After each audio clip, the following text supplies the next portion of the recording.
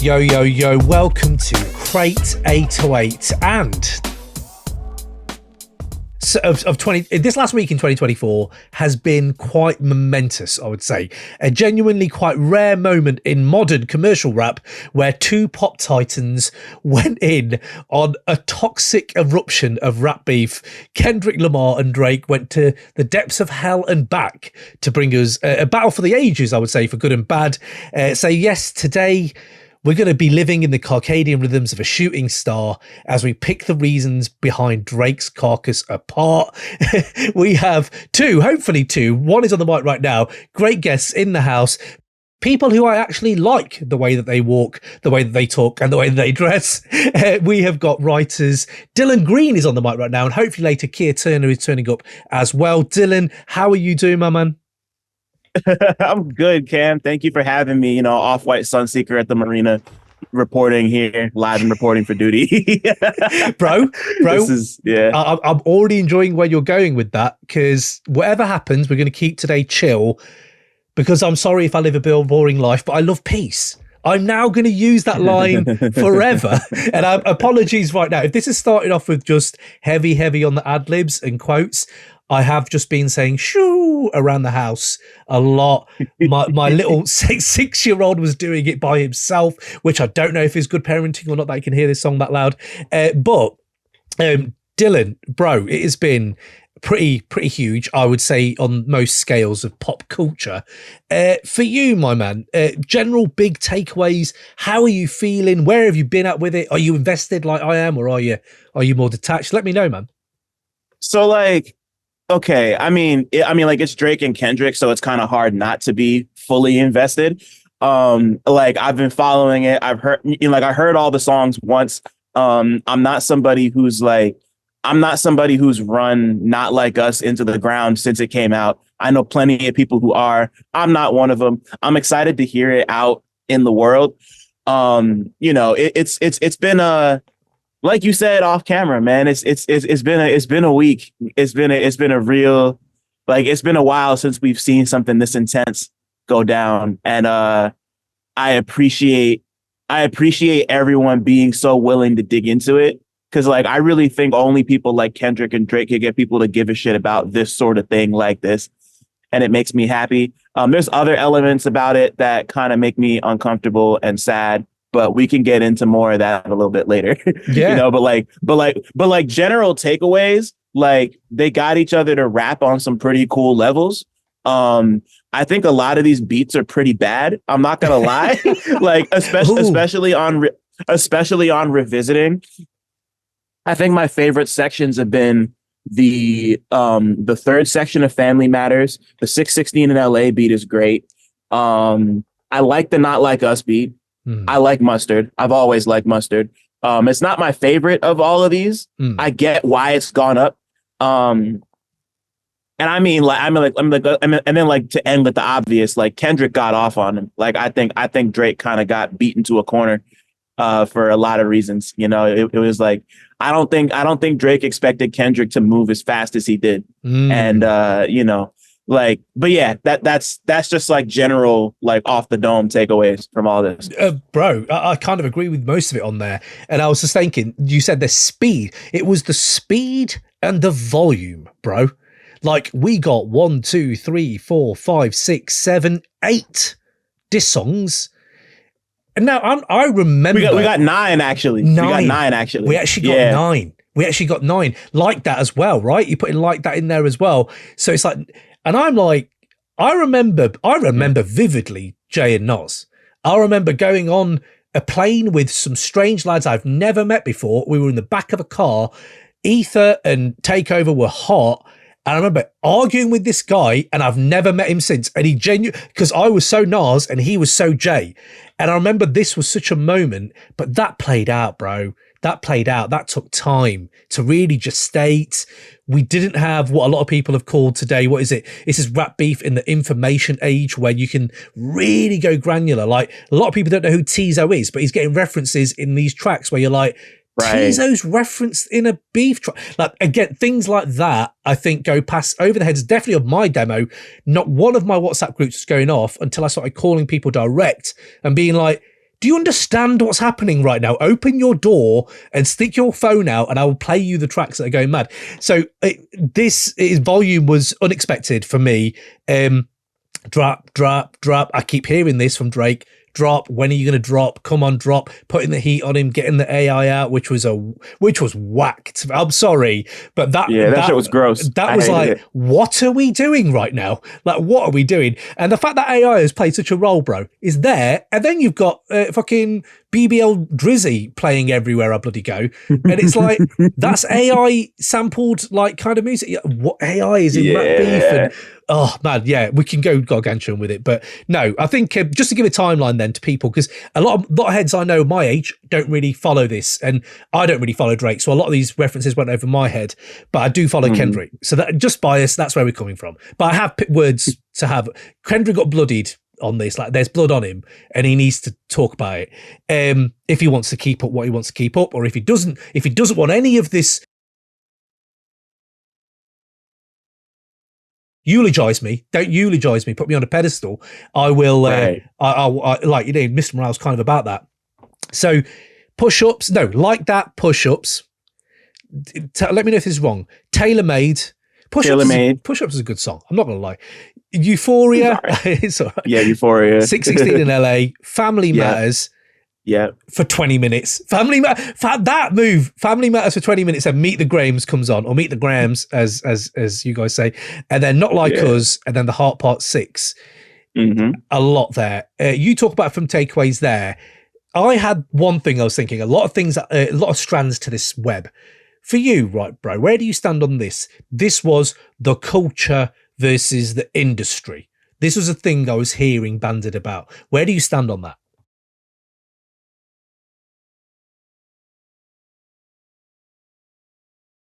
There's a little validity to that, in the sense that like Drake divested himself from rap in a lot of ways. Like it's complicated because like early on in his career, he really wanted acceptance from the rap community, like the quote unquote rap community, in the sense of like OGs and like bigger hit makers, and never really got it for whatever reason. Like I wouldn't exactly call myself a Drake fan or a historian, but like I know his story well enough. I'm familiar enough with the music that like he definitely like he wanted acceptance, and then after a while he just kind of started going after the kids, because like it's master manipulator stuff, right? You know, like he just knows that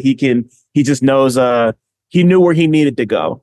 And like the only reason I'm hesitant to call it the culture versus the industry is because these are both like artists signed to huge labels. Yeah. And they have like, and they both have the machine behind them. But I do think that,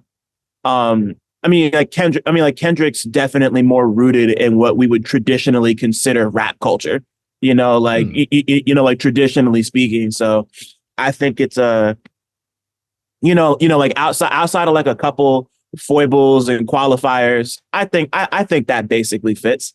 Yeah. I think that basically fits. Yeah. And I'm absolutely with you. There are machines on both ends here, people. Let's not. And I love Kendrick. Like I adore Kendrick Lamar. He might be even top 5 for me after this. And we are going to talk about that. Why isn't he in top 5? Because after this display, despite the shit that we have to talk about, it's unreal, man. Like, I'm talking about range, inflections, different voices, Pusha T, making me say shit that doesn't make any sense. Like, you have got earworms on top of layers, on top of, what is it that Drake said? Oh, you better write a quipple, fucking quintuple entendre. Motherfucker, check out 616 in LA. Just the cover alone, where you're like, what is happening right now? And it was this Easter egg hunt that has just gone mad. But yeah, you're absolutely right. I think when you're that size, when you're that gargantuan, and you are naturally going to lose some connection to maybe where you've come from, it depends on the people you keep around you, obviously your mental health, all that stuff. Right. But it is the little moves though, mate, where it's like, what is it that Kendrick kind of lifted the copyright for all reactions, all social reactions to the disses he put out. And I know that it could, if you're cynical, that's a PR move. He's doing the typical Kendrick thing, which is Drake alludes to stuff like, are you ever going to stand next to a person who's blacker than you? I can't speak on that, but I can see there's someone questioning his moves. This could be questioned as a cynical move. I don't see it that way, like lifting the copyright, so reactions, and his word spreads into places like Insta and TikTok or wherever then. So I do see that. But then when you're talking about culture, where does this stand then for you? I know the dust is literally just settled on this wasteland that they've just scorched earth. But as it's settling, and if you had to take a take after a week, Dylan, where does it stand in hip hop history? You're learned in history in this culture. Where do you think it stands? I mean, it's like it's unprecedented in a lot of ways because like a lot of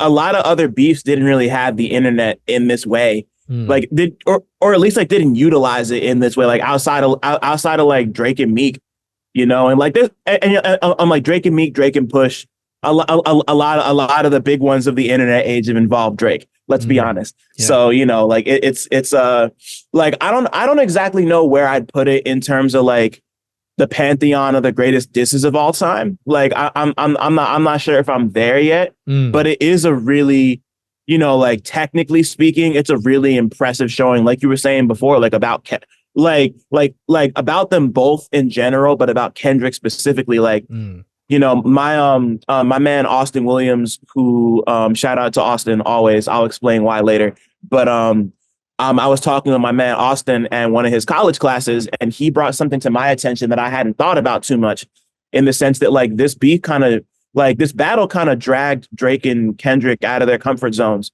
in the sense that like Kendrick kind of had to make music a lot faster than he's used to making music. Like there were 5 years between Damn and Mr. Morale. And like now he's having to kind of like crank out joints. Like with it, he put out like 3 songs in 36 hours, and like that's a lot for him. How many of them are pre-locked? I don't know. That's the question, right? Like we don't know how many of them are pre-locked. He said like 5 and 5 more. On he did say he's got 5. He's got a whole album. Like one of the big up Ninjas Rose, one of our patrons, who said, "My God, he made an EP out of the guy." And you're like, "Holy shit!" He genuinely did. But I mean, like, Not Like Us was clearly written on the spot. Yes. Like Meet the Grams was clearly written on the spot. Like, you think? To me, wow, yeah. Well, let me take that a step back. Meet the Grams wasn't clearly written on the spot, but Not Like Us was definitely written on the spot. Yes. Like that was made to order, which I think is like, to me, that's one of the more impressive parts. Like I think that's part of the reason why that song has resonated so much already. Like that's, it's not my song of the summer personally. It's not Cash Cobain's for sure. But like, that's my song of the summer. But like, I think the reason it's really connected with people so much is like, not only does it sound good and it feels good, like it came together so quickly under conditions that I don't want to say Kendrick's not used to, but definitely that he doesn't like lean toward often. And like, so it's like you have Kendrick kind of moving at a faster clip than he usually does. And you have Drake almost moving at a slower clip than he usually does. Like not by too much, because, it's not like he's cranking out. He didn't have as many songs, but you could tell that he really sat and like thought about everything he wanted to say. And to me, Drake's best performance of the whole thing was the third verse of Family Matters. Yes. Like that's the best he's rapped since maybe If You're Reading This, It's Too Late. Like I have friends who love Scorpion. I thought Scorpion was just okay. He rapped like there's moments on Scorpion that are cool, but I think he was really locked in on If You're Reading This, It's Too Late in a way that he hasn't been. And damn, that project's almost a decade old at this point. Yeah, so like shit. I think like this pulled something out of both of them. And some cool, like just like once again, speaking purely from like a rap fan perspective, like this pulled some cool shit out of them. And it was nice to like once again, Austin said, it was just nice to see them get out of their comfort zones. And we can save that last part for later. But no. I'm gonna leave it there. Yeah, no, fair. No, absolutely. I agree with that. And it is this thing where I think people have been saying there's a lot of correlation. I don't know. I've mentioned it myself, Nas and Jay-Z, just because it happens to be the biggest one that I remember, for a long time. And that one is momentous. Obviously, everyone knows that. But I do think people are asking, is it bigger? I think the similarities are that I remember the time Jay-Z got Nas rapping again, and holy shit, Drake got Kendrick rapping again, and fucking up all my sleep patterns. Like, I'm waiting at 5:45 a.m. for a song. Like, I don't do that. Like, oh yeah, I forgot about the time difference. Yeah. And I'm like, holy shit! Like, I'm getting up early. My wife's like, God, you are on it. I'm like, yeah, Kendrick dropped. Like, that's it. Gotta be, man. Yeah, exactly. It's just at 43, I'm sort of like, shit, man. I feel like a teenager still, and that nostalgia, I think, was a big point this last week for me. I feel like a kid again. Yeah. And I think I was listening to the NFR podcast, big up them guys, and they're listening to 616, and he's just like, fucking hip hop, yeah. And I'm like, yeah, that's essentially how I feel right now. Fucking hip hop, yeah. And yeah, we'll go into this, but we're talking about the biggest. I think we haven't seen this before, where you have a 20-minute window and you are sucking the air out of the room of a really good diss track. Like, that is a good diss track. Like, Push Ups is decent. Which one? I don't know about Push Ups, but no, I'm talking about Family Matters. Like, that, the middle bit is waffly, but I like the beat. But yeah, I know people don't really enjoy it, but I think the beginning bit and the end bit, the same thing with some of these other songs for Kendrick as well. The beginning bit and the end bit, put them together. Oh my God, what an amazing song. But yeah, no, I think for me, I said at the top, this feels quite rare. And I think a monoculture in any movement in culture nowadays is rare. Game of Thrones was rare in a way, because I don't see that ever really happening again for a long time. Right. And everyone tunes in. But I think with this one, and I think a lot of my mates felt the same, which was, is it manufactured? Is there an agreement in place? Is there something in place? Because this sounds like two guys who could just be doing that. And big up Rob Markman said there wasn't an agreement, but I think they reached out, but that maybe there could be a gentlemanly agreement, which clearly went out the window.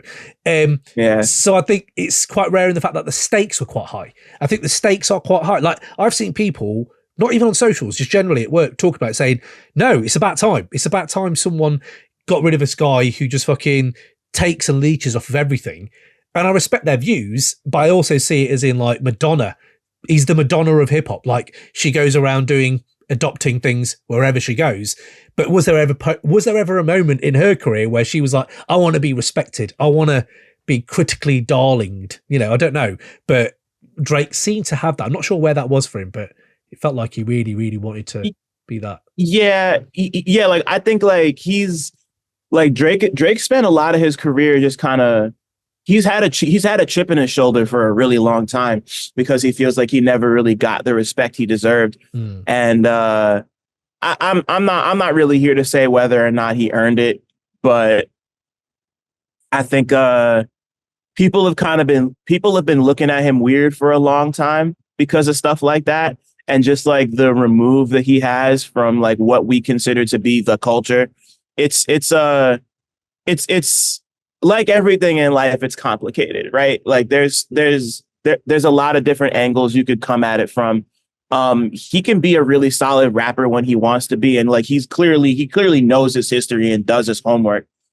Sometimes in good ways, sometimes in not so good ways. Like, he's Fonte's biggest fan. Yeah. Like, I feel like we all know this at this point. Like, he's like, like, he's gone on the record about it with Narwhal, and you could, like, they had, like, him and Little Brother have songs together. Like, he was like on his like super backpack shit around, like, the comeback season era and all that stuff. So, like, this is somebody, like, he's clearly a fan of rap music. It's not like he doesn't like it, but his stance within it has always been kind of, to certain people, not necessarily me, but I mean, I guess to me too, but, like, his stance has kind of been nebulous, for a lot of reasons. But, this really felt like a show improve moment for him. And I don't know. And you're like, I don't really know. There was a period of time where I thought that him and Kendrick might have just been doing this together, and they were going to, like, drop a joint album. And if they did that, I don't think anybody would have ever taken them seriously ever again. Yes. Yeah. I mean, absolutely. Like, even if people enjoyed it, like, the gravity of the stuff that, you know, like imagine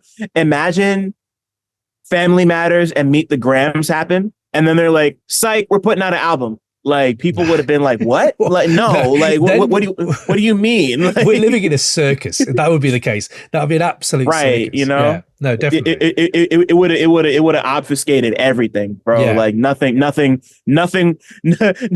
the pun, nothing would have been the same after that. Like, I love it. Bring it. It would have been crazy.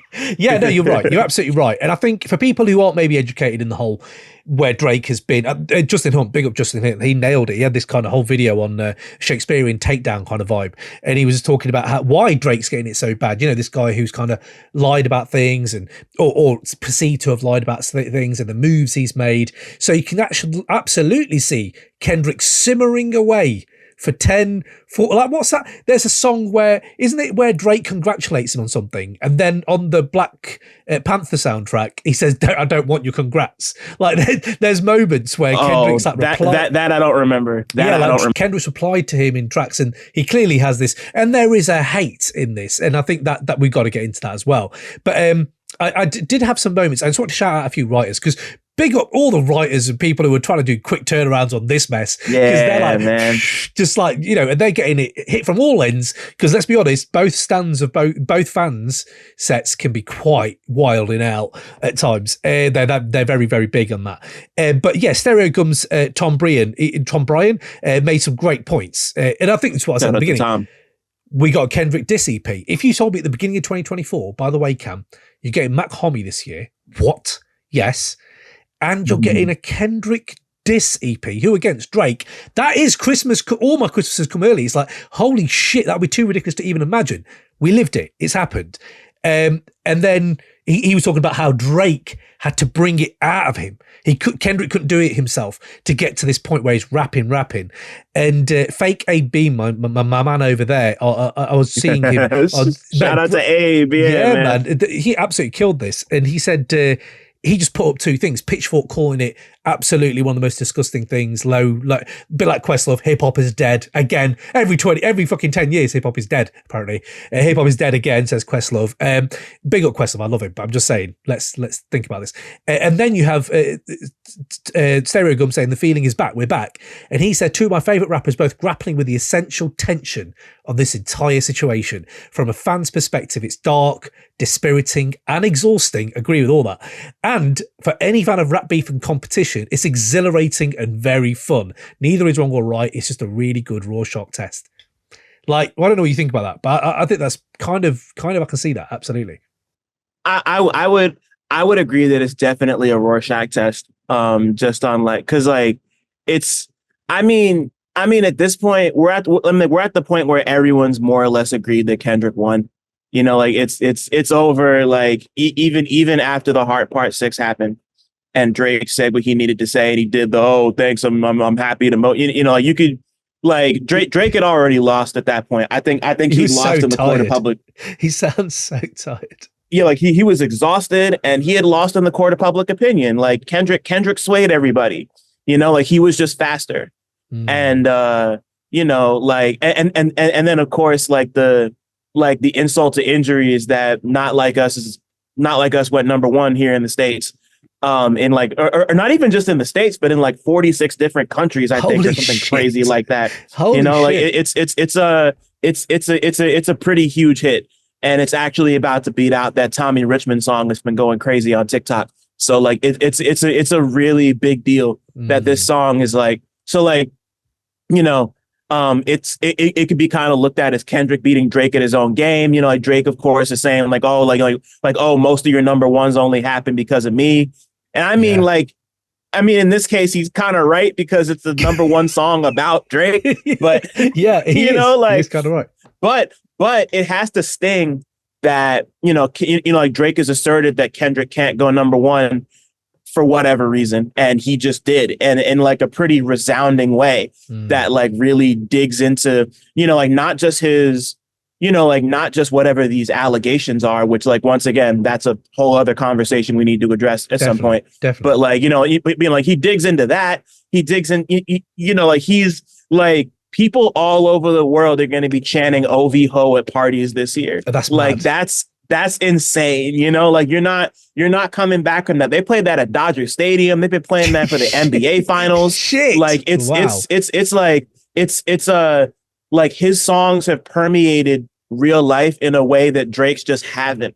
Like nobody's playing Family Matters at the club. Nobody's playing The Heart Part 6 at the club or Push Ups. Like, I'm sorry, I always thought the Push Ups beat was bad. Really? Like the original version was bad. The one with the piano that's on streaming services now is extra bad.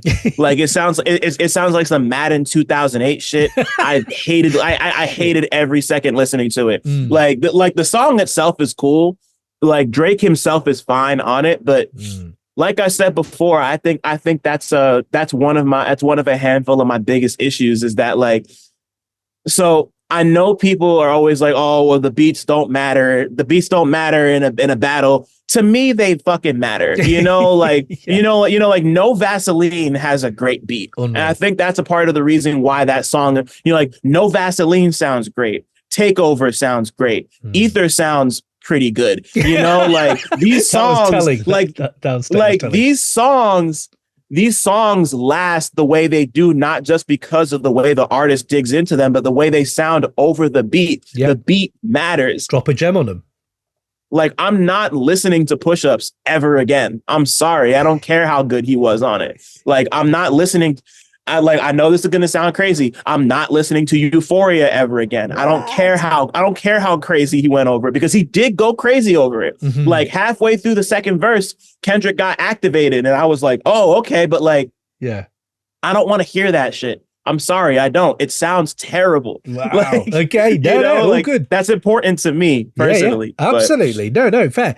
Again, it's this thing now of, there's quite a few things that have happened in this past, just the retelling of how beef has evolved, how beef itself has just evolved. Like, apparently there's rules now.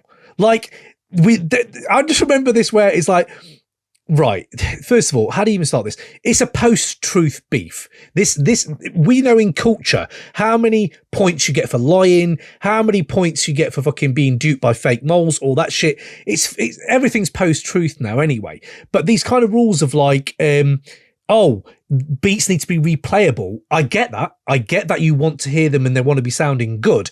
But yeah, I don't really love the Ether beat.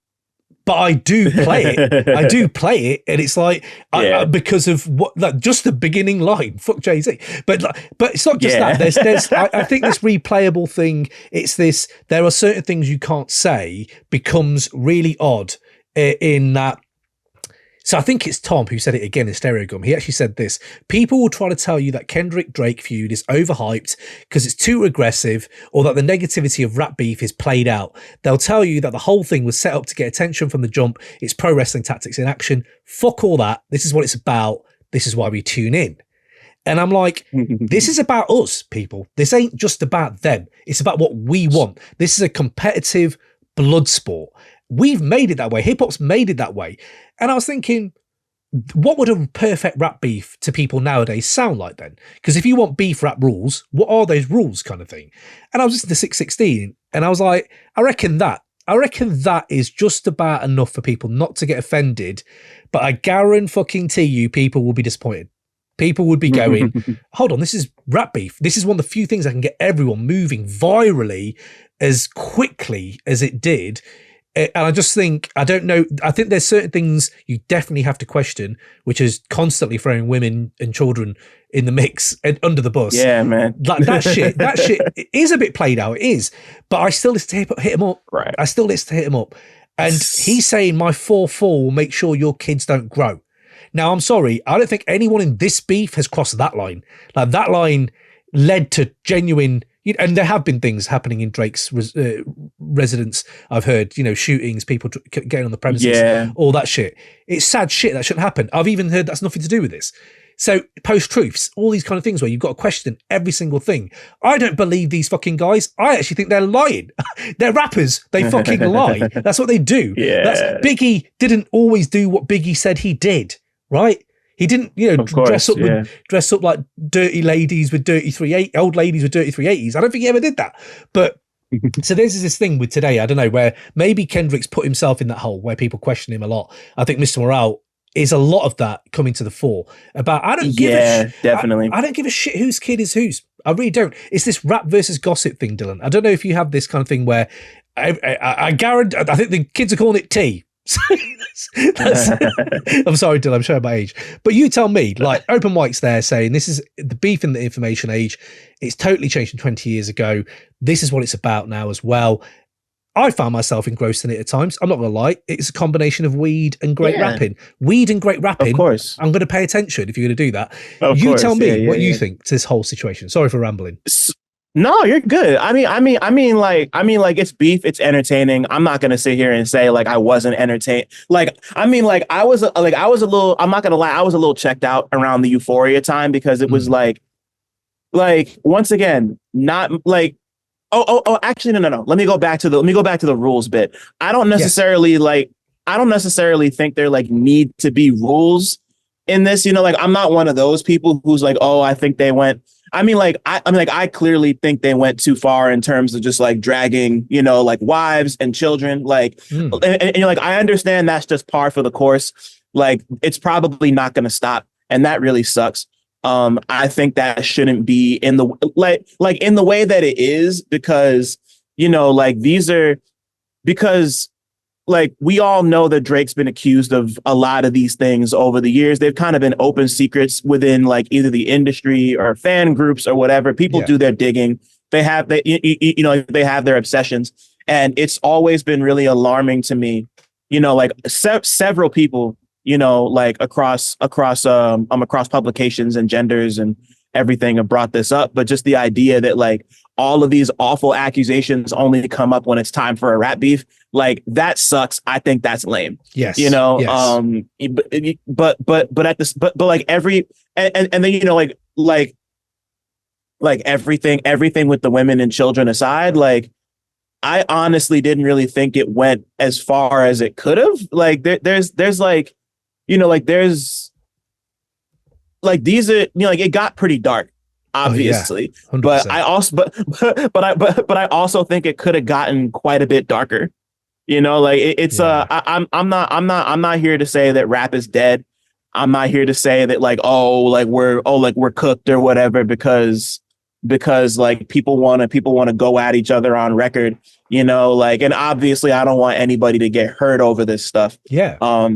It made me think a lot about I know Vince Staples just did an interview recently talking about like, you know, it's like, oh, like, you know, it's like, oh, people in rap should be more worried about getting equity for streams. Like Taylor Swift is out here doing that, but like I think he's like I think we're better than that. And for me, that was the first time where I was like, this is the first time I don't fully agree with the Vince Staples take. I think it wades a little bit.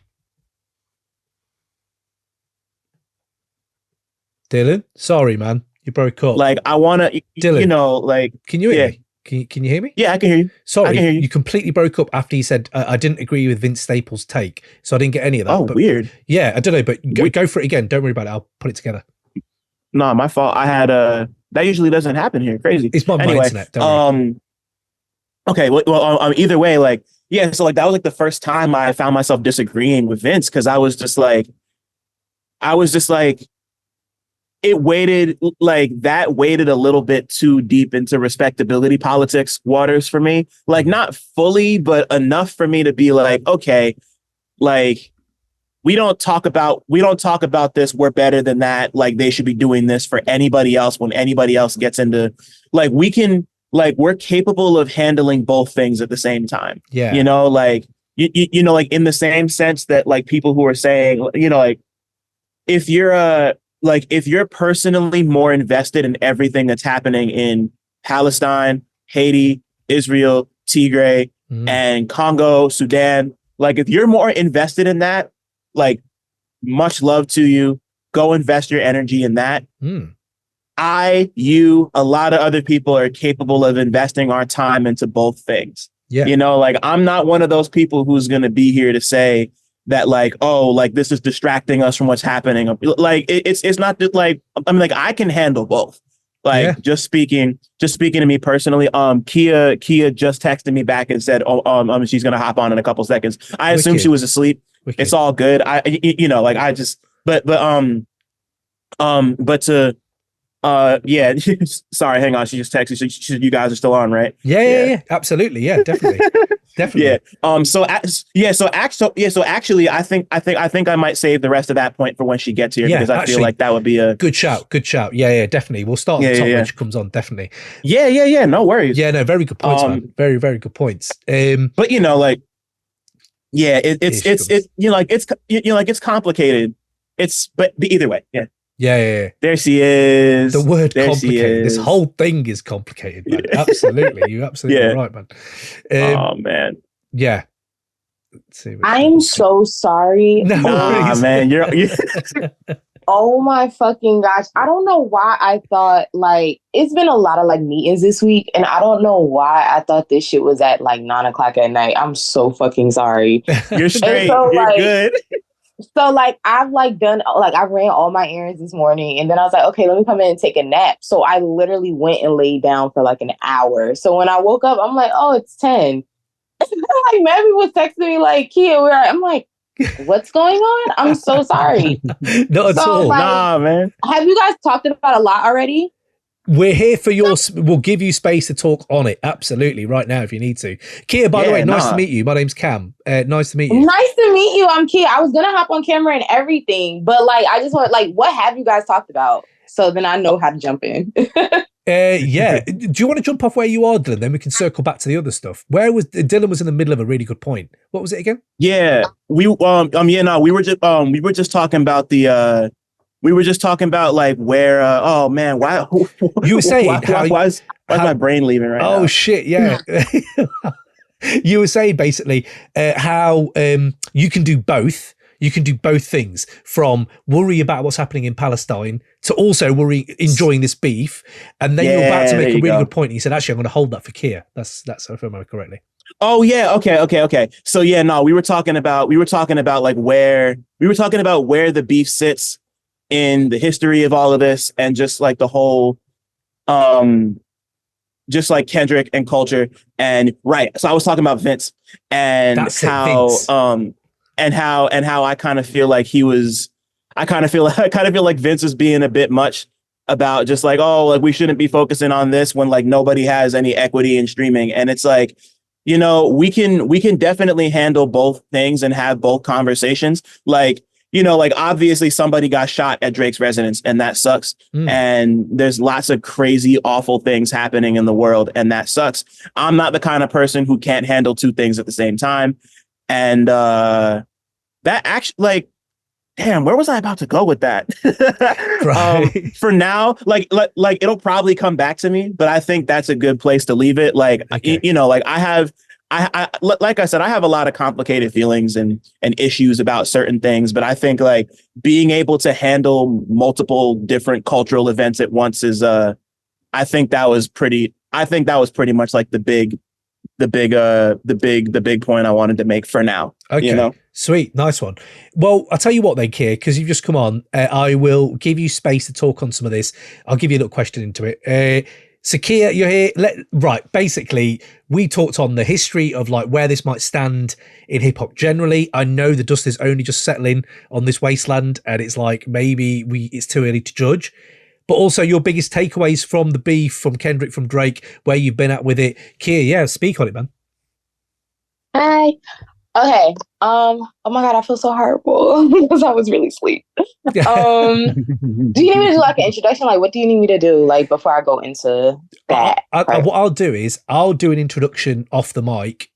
So I'll do like a, Kia joined us at this point, and then I just add a little thing, and then we could jump in on that question I just asked, and then just run with it. Yeah, absolutely. Okay, so we're just talking about the history right now. Mm-hmm. Yeah, or your biggest takeaways, whichever way. Yeah. The history of this. I mean, I feel like this is something we all saw coming. At least for me, like we've never really, outside of like very early on in their, I guess, I don't want to even call it friendship at this point, but I guess very early on in their work relationship. Yeah. You know, obviously they did collaborate a lot with each other, which made sense because everyone at that time in that crew from that blog era were in some way, shape, or form either supporting each other, working with each other, doing things like that. So, you know, but their relationship never really lasted into the 2010s. It was never something that was like, you saw Drake and Ross, you know, making hits back and forth for years. You saw him in Future have their like friend, like, you know what I'm saying? Like that was not something that was really continued. And I don't think it bothered anybody because we all understood that as far as the quote unquote big three go, everyone has their own space. So I don't think no one was ever pressed to see Drake and Kendrick in the same spaces. But to now know that all this animosity has been sitting here and festering for years, I don't know why that made me think of like the Langston Hughes poem, Harlem. Sorry. But the fact that it's been just kind of sitting there, you know, like really like a dream deferred. It really has just been sitting there. And I mean, like Langston says in the poem, it explodes. And that's exactly what kind of happened here. So I think from that standpoint of just when people do look back, you know, specifically the younger generation who maybe more relate to the SoundCloud generation or even after that, when they look back at the blog era, and I've been telling my friend Yo Phillips this for the longest, I'm like, I told him this when like that came out. I was like, I do want you to realize that we're officially looking at the death of the blog era. Like, easy. Like this easy. Is it. And he was like, no, kid, you really think? I'm like, granted, it's been done, but this is like the nail in the coffin. This is like the funeral service. Like it's over. And I was like, it's so fitting that, you know, they dropped the Blog Era podcast when they did, because literally it's done. Like this is it. This is the artist going towards it and being like, yeah, this shit is done. So I do think we'll always look back at it in the context of what it means in, you know, in relationship to the blog era. I think we'll always look at it as far as like, when it comes to the last decade or so of rap music, the two like biggest dogs have been like Drake and Kendrick. So to see the two of them, and it's so crazy because all of these comparisons we've been doing for years, and now it's finally like manifesting itself. Yeah. So I also think the way we view celebrity, I think the way we view mainstream, especially in rap, I think that's going to play a big role in this conversation. I was actually thinking about it yesterday, right? Because like Billboard had put out this article stating that I think Kendrick Lamar's streaming is up by like 40-something% or 30, some type of crazy number like that. And then Drake's is down by 5%. And I quoted it because, you know, people were going to be over dramatic. And I was like, Drake will be fine. But then I had to stop and sit there and think.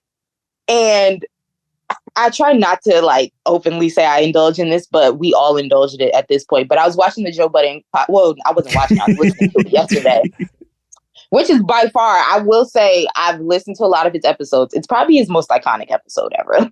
It's a really good episode. Is that when Ish is sitting there and they're like, you better keep your hands in your pocket, that one? Yeah. It's so crazy, the episode, because all of them, whether they're Drake fans or not, are in agreement that Kendrick won this, and Ish is downright. Like when they play Not Like Us, it's so they're good. All getting up, crip walking and stuff. Yeah, like, I've seen the clip. I like it. Dog, like, come on, yo.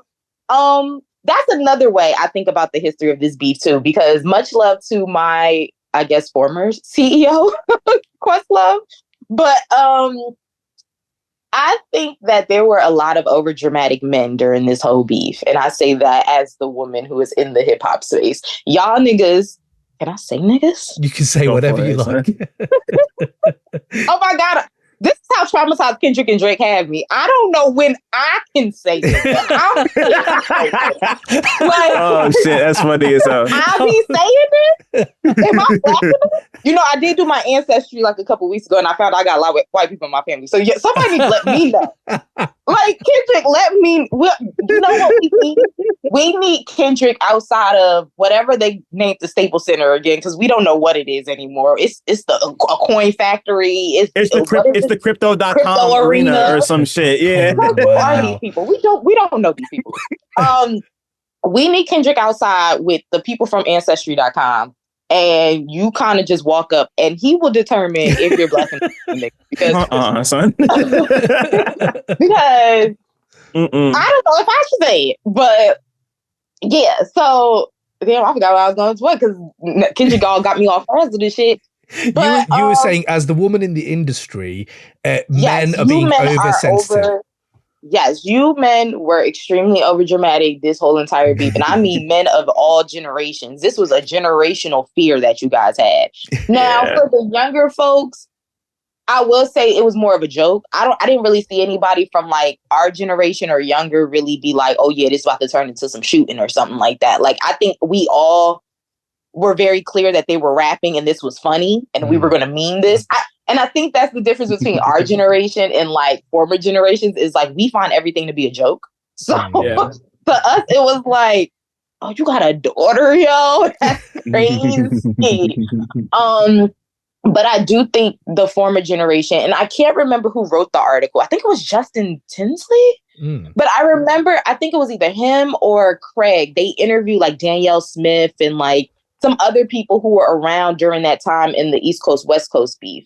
And I think the article came out last year, but I remember in the article, he basically asked them, like, how do you guys feel about the role that media played in this? And that's something that's always been talked about when it comes to the East Coast, West Coast beef, is the actual role that media played in kind of constructing all of this together. I think a lot of people that should have taken responsibility for the way they marketed certain things didn't. And then when Pac and Biggie died, it was like, oh my God, let's not go through this again. And so I think a lot of people that were around in that generation are very traumatized because they watched. I mean, we all know Pac and Biggie, but if you really know that case, you know there were other casualties around. They were more like gang and drug affiliated, but they lost their lives as well. So this was a very messy situation. And I can understand their frustration and feeling like this can get deadly. And we've obviously, well, it hasn't gotten deadly, but like there's been one shooting at Drake's house. And then the next day, someone tried to run up in his house. Cash XO, who is the Weeknd's manager, there was something that went on about like a shootout or something. So clearly there's some stuff going on in Toronto. I stay out of other countries. So I don't know what's going on over there. Definitely.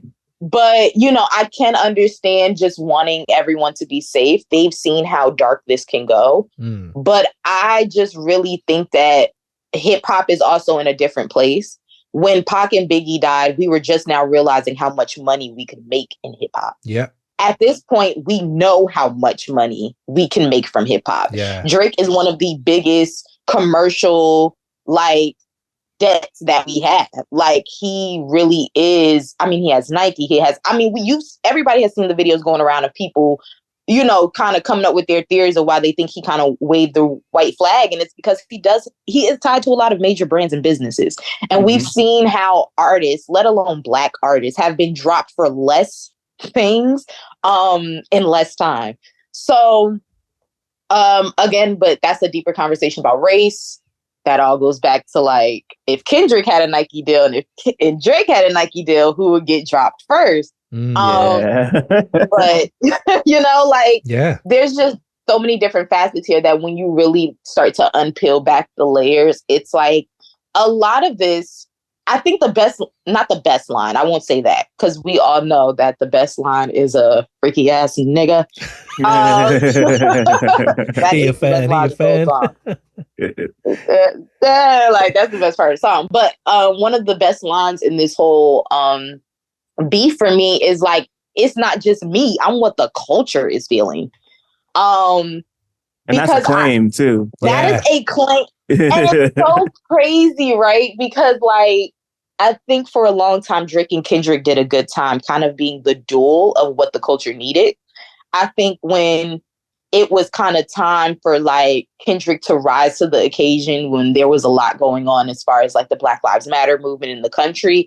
To Pimp or Butterfly, like I know people feel like it's a very like elitist album, but if you truly understand the roots of hip hop, you understand how important jazz and funk is to that. Yeah. There's a lot of the West Coast influence, especially on, of course, King Kunta, or This Dick Ain't Free. Yeah, You know, like I think to me, it's probably one of the greatest albums ever. But I'm also low key a little elitist when it comes to my music. I'm not even gonna hold you. I have to be a little elitist because I don't know. I don't understand. And then, you know, Drake, on the other hand, he really rose to the occasion as far as being the pop star. Hotline Bling, you know, the More Life project when he was kind of dipping into Afro beats. He's always been the one that's been like kind of like the trendsetter in what's making hits. So they've been able to coexist on the same plane on different levels. And I think that now we're in a situation where the things that they thought wouldn't be an issue to their brand are starting to become that. Drake was often the womanizer. He was the, you know, biracial king that got all the baddies in the strip club down south. Whereas Kendrick was kind of like, you know, real Afrocentric, you know, I'm just a nigga from Compton and, you know, I'm just talking about what my people go through and what I go through and all of these other experiences. But now we're seeing that that's all kind of coming into one, because now we're having conversations about race. We're having conversations about misogyny. We're having conversations because, I mean, the big winner in all of this to me is Megan Thee Stallion. Yeah, I've been saying this shit too. She kicked this whole shit off. Yeah, they yelled at me when I said that too, Kia. That's crazy. No, because if I even went into a whole breakdown of that alone, I mean, like, it's crazy because at my time when I was about to like, when they were about to like shut everything down editorially at like OK Play, I was actually working on a project about beef. And that's why like my last real official one, I had wrote about like women beefing with each other, because then I kind of want to talk about when the women have to beef with the men. So you understand that we view as a society these two entities different. When women are beefing with women, it's viewed as very catty. It's viewed as very gossipy. It's viewed as very like TMZ, the shade room-ish. And then I saw men yelling into microphones for a month. I saw men literally like coming up with revisionist facts overnight, such as like no one would have a career if it wasn't for Drake, i.e. Maul. OVO Maul.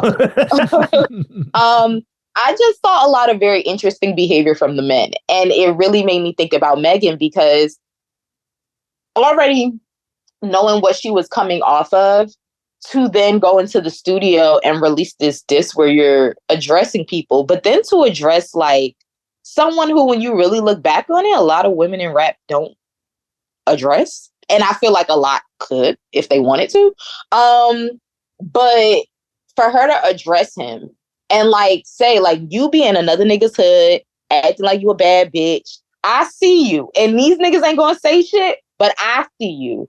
And then to have a couple months later, Kendrick and Future and Metro do what they do, and people give them credit for kind of kicking the ball off. I think that just kind of shows where Black women are when it comes to hip hop media in general, or just being in the hip hop space. Because I feel like that way a lot. Like, I'll even honestly say it here. A lot of the criticism I've seen has been from men. A lot of these publications have been reaching out to men. I think I've seen maybe one or two articles written by women. One of them was by Shamira. I can't think of that. Yep. Yes. Shamira Ibrahim. That's your last name. Yes, thank you. But I remember seeing her article. I believe I saw like one more, and that wasn't even on Twitter. I think that was on LinkedIn. I think I saw that. But other than that, I haven't seen women presence when it comes to actually talking about this. Yeah. Even listening to the Joe Budden podcast, and granted, that's not like a litmus scale for journalism, but like even Mel, who's from Canada, is like, there's a point where Joe goes, okay, Mel, what are you going to say? Are you going to say something? Like, do you have something to say? So meanwhile, you have bitches like me that be sitting here to the sideline like, I'm waiting for a nigga to ask me about Yeah, come on, man. That's it. So I do think even that is interesting to me, that it's not the fact that you guys, because that's what I thought. I thought, okay, well, people don't give the women when they beef with other women the energy because it's viewed as catty and gossipy. But when I saw that Megan directed these same exact shots to this man and it wasn't received until it came from men, I was like, oh, it's not the fact that it's, like, oh, just women being catty. No, you guys just don't care about what women have to say in general. There is a disregard for us. And then that continued on into the beef when it's just like, again, Drake has an issue with bringing up other people's partners. Like, beef all the time. Like, the thing about beef that I don't think people understand, it can be as quick or as long as you want it to be. It can be as basic as we're just going to bar each other up and you go your way and I go my way, or we can really make this lethal. And I've often said how egotistical I believe Drake has become over the years. I believe all of this was just a failed test at his ego. All of it was just like, in my opinion, like all of it was just like, are you looking at what's going on right now? Are you watching what's going on right now? Like, these niggas are on TikTok. I went on TikTok last night. Maybe that's why I had to take an hour nap. But like, I went on TikTok last night. And when I tell you I came across so many memes of BBL Drizzy, like people are dancing to it like in different type of like dance, like ballet and like modern. People are doing like guitar solos.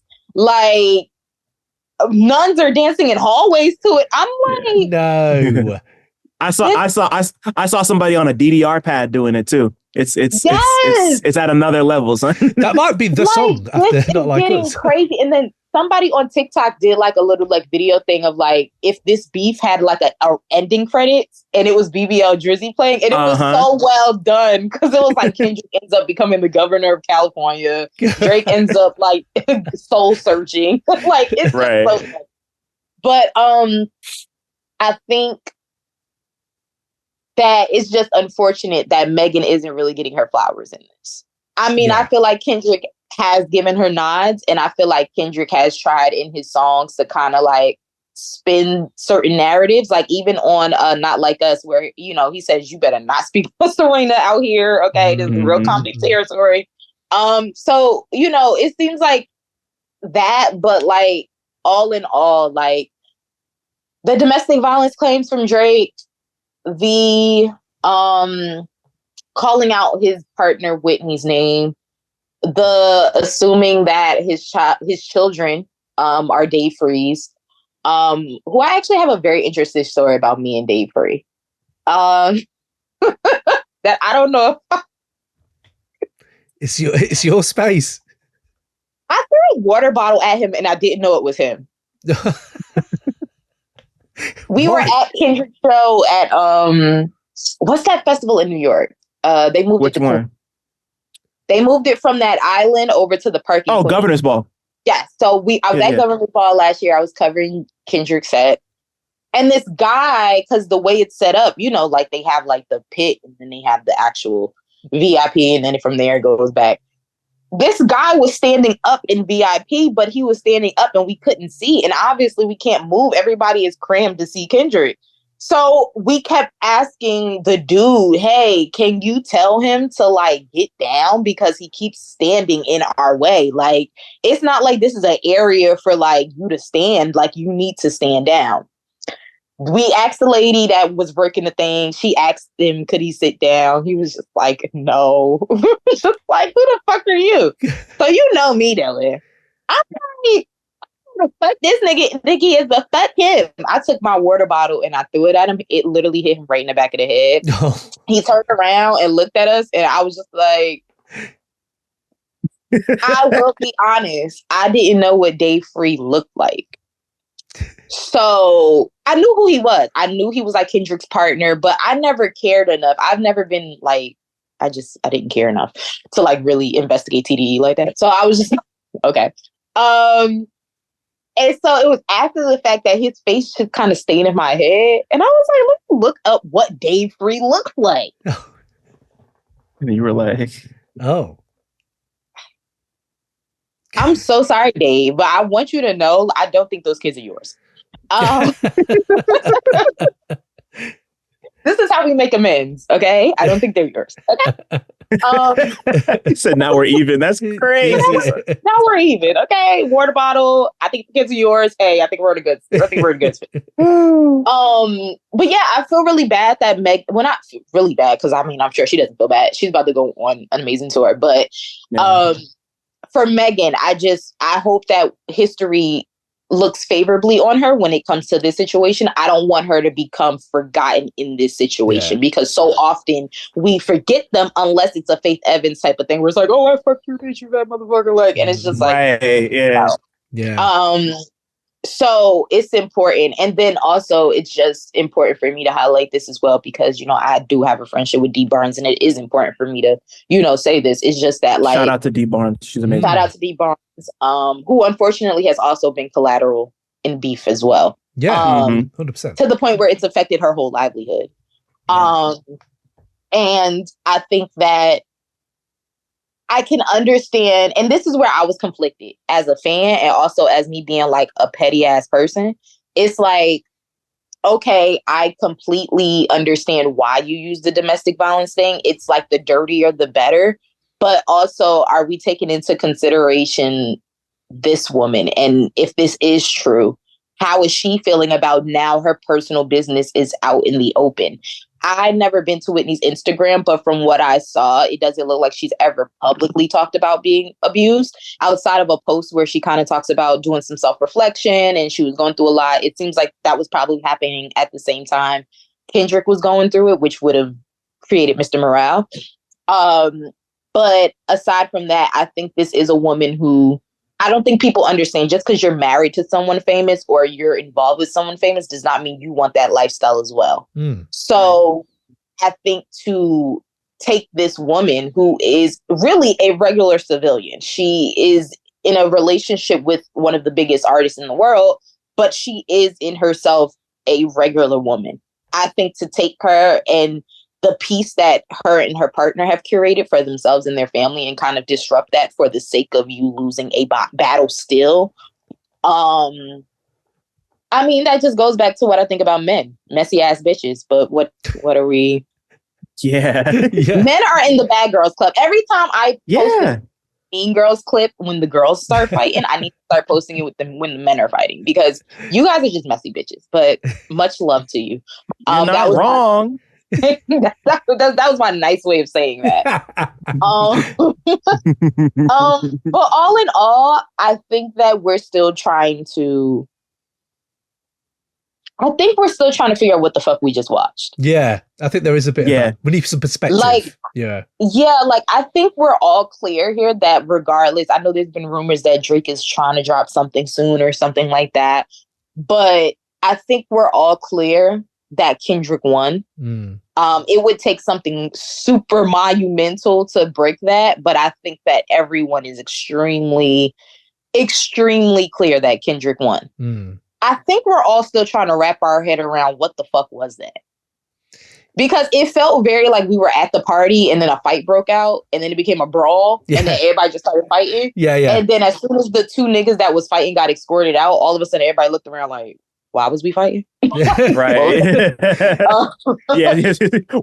Why are we in it? Type shit. Yeah. Like, how did we get there? It kind of tracks though for me. It kind of tracks Kendrick's path for me though. It is that moment where you see me and Dylan. We were on for talking about Miss Morale when we reviewed it when it came out 2 years ago, and I remember the time where I was like, at that time, Kendrick is full of contradictions and hypocrisies. We know that's kind of why he's a bit of a beguiling artist, of course. But he's trying to distance himself from this righteous image people are giving him, or maybe he's worked towards himself inadvertently, however you want to see it. But he is out there wearing a crown of thorns, like, you know, and it makes everything a bit convoluted. Little things become convoluted. And I was thinking, this is weird. This is like Kendrick kind of on that same track for me where, oh, this is Kendrick rapping, rah, rah, rah. He's got a daughter. What? Okay. And it's just become, again, it's not just clear cut. Like, it's not clear cut Kendrick. It says there's grey areas. He has got, as I said to Dylan earlier, there's mud on him. There is a bit of blood on him. He's bloodied Drake, but he's definitely got some on him. And I've seen the OK Liar website come out and all this stuff. I don't want Yeah, to wade that was- into any of this allegation stuff because it's like 2014. There's already been proceedings, all this stuff. So I don't want to get too much into gossip. And you know how I feel about gossip, Dylan. I'm more about the bars and the beats. But it's unfortunate, right? Because we don't want to get into the gossip, but that's all that they kind of made this. Yeah, But they didn't have to, especially later on. Later on, they did, but it didn't start like that.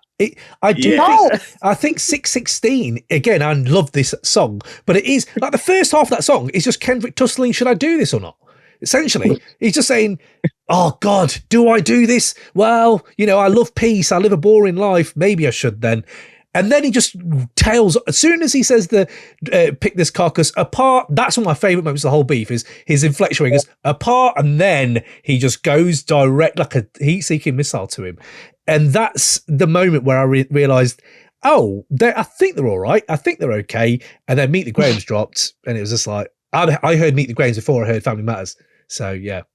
No, I didn't think they were okay when 616 dropped. But what I will say is Kendrick has confirmed that for us, but that Kendrick just wanted to borrow it with the nigga. Like, Kendrick just wanted to really see who are you when you're really tested. Kendrick, I don't think had any intention to go there, because if he did, he would have did that on Like That. On Like That, all he's saying is you think you the king, you think you MJ of this whole situation. Y'all niggas is on stage talking about the big three. I don't even want to. First of all, Cole, you my cousin that I don't even talk to right now. You on ice, so you need to go sit over there. Like, you ain't related to me, so I don't even know how the fuck you got in the family situation. We don't even know you. And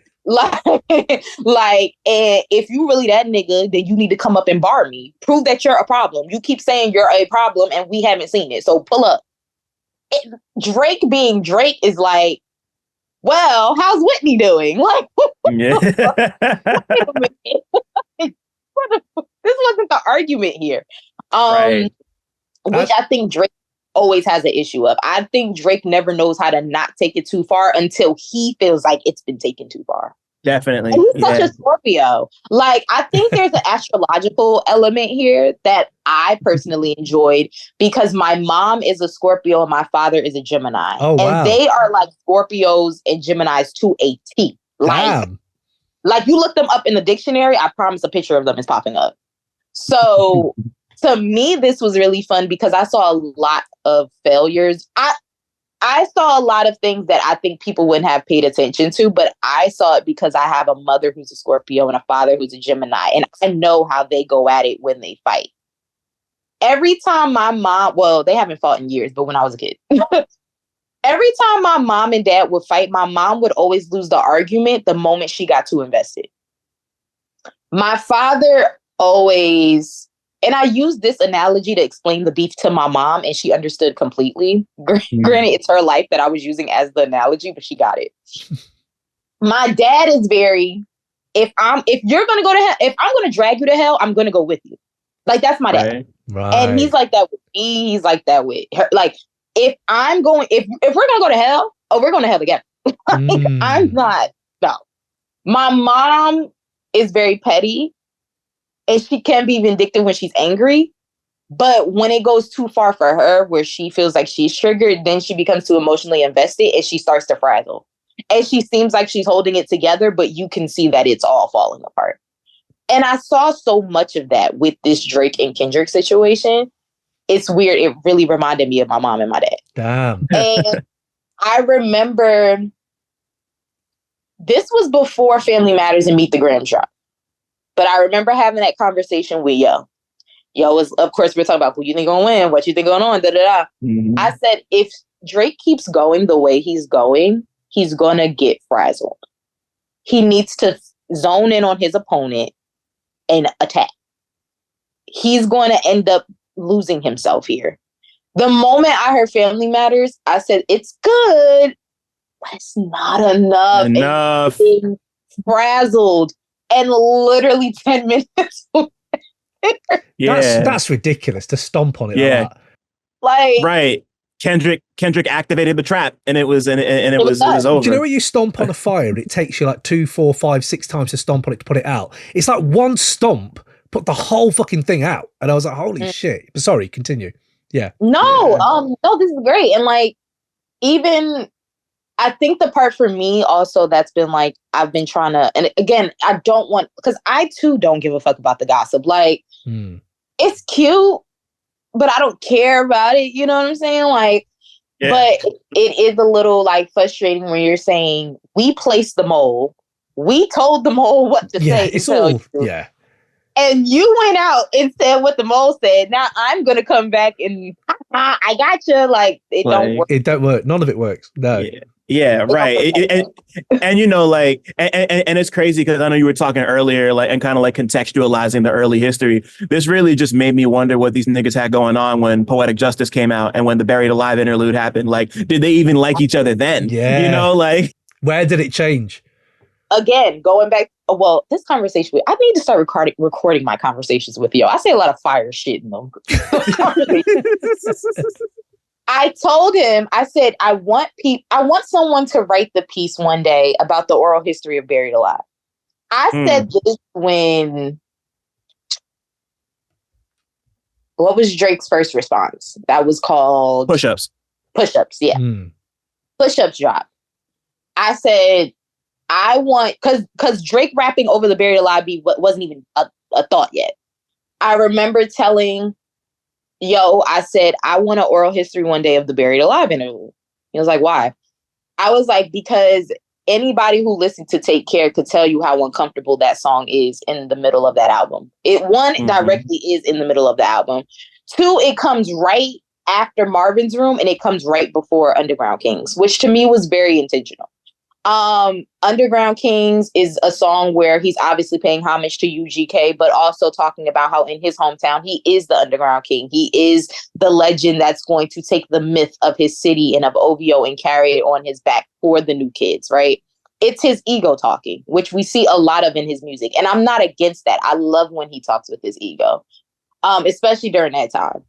And then you have Marvin's Room, which is this very emo, very like, I'm drunk and calling my ex-girlfriend type of song. That's essentially what it is. That's all that there is. It's his emotional part.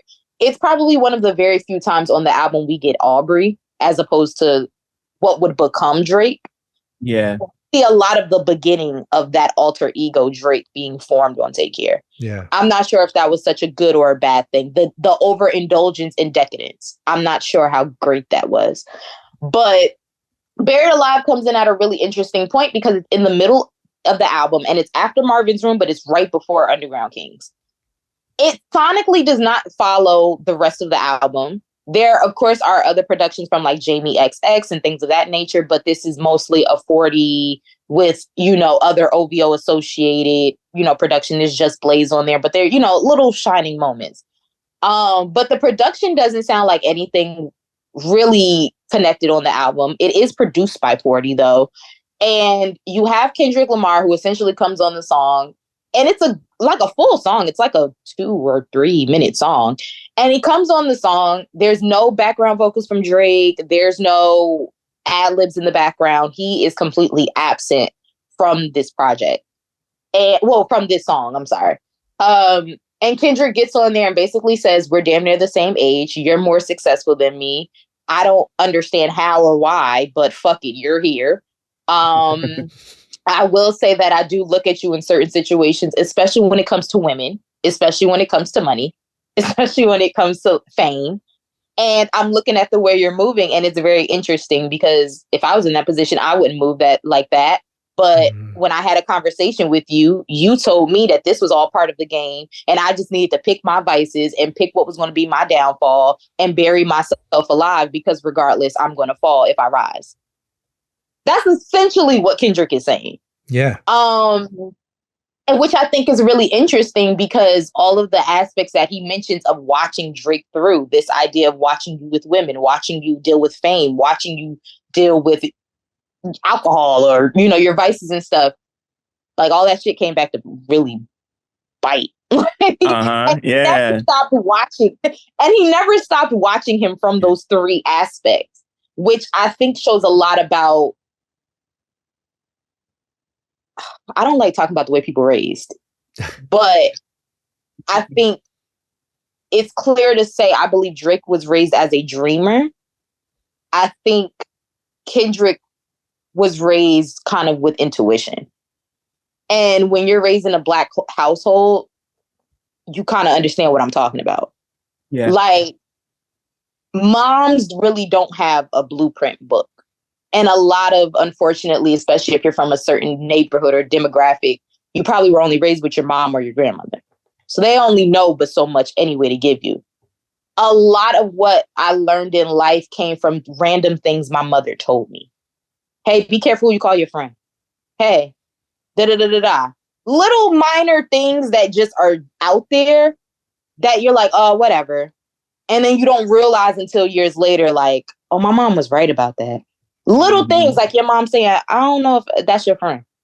Oh, whatever. Oh, shit, mom was right. You know what I'm saying? Like, I think even the way Black women cook, they don't have a measuring book. I don't know. I mean, out here being in the kitchen with a Black woman. But they don't use no cooking book. It ain't. They might use some measuring tools, but they ain't actually use your own measuring tools. It's like the spirit of the ancestors just guiding you. Like, that's real. Yeah. Totally. Yeah. From slavery, our intuition has been built. That's all we know. Even people knowing when to run away from the plantation. It's all about your intuition. What do you feel? And we're raised off of that because it's all that we've kind of ever known until we've gone out into the world and have been able to substantially learn something. Whereas with Drake, I feel like when you're in a place where you can dream, when you can be a 14-year-old kid on TV and kind of follow your passions, I do think there is a very distinct difference in how they were raised. I think it also, again, goes back to race. With all of that being said, I think it's very important that Kendrick was able to, in 2011 or, it was 2011 or 2012. I keep forgetting. I think it was 2011 Take Care came out. But it's interesting to me that Kendrick, at that early age, was able to see, this is how you deal with women. This is how you deal with fame. And these are the vices that you use to deal with it. Right. That's interesting. I always wanted to know why Drake allowed that interlude on there. Yeah, I think that's a great question. You know, like it was like it's a like, because like to me that was one of the early Kendrick verses that where I was really like, oh, like this guy's a problem. You know, like just like in the sense of like how, you know, like the way that song and that verse is put together is just like really, it's like really crazy stuff. And to have that be in the middle of somebody else's album, and then, you know, to kind of have those reflections pop up in stuff like, you know, like to have him do like, because like I look at Buried Alive, I look at Control, and I look at Like That. You know, like those three things, all of those verses happened on somebody else's album. And, you know, like, and you're like, and like one of the big notes, or I guess for some people it's a criticism. Some people always are like, oh, like Kendrick's good at making moments.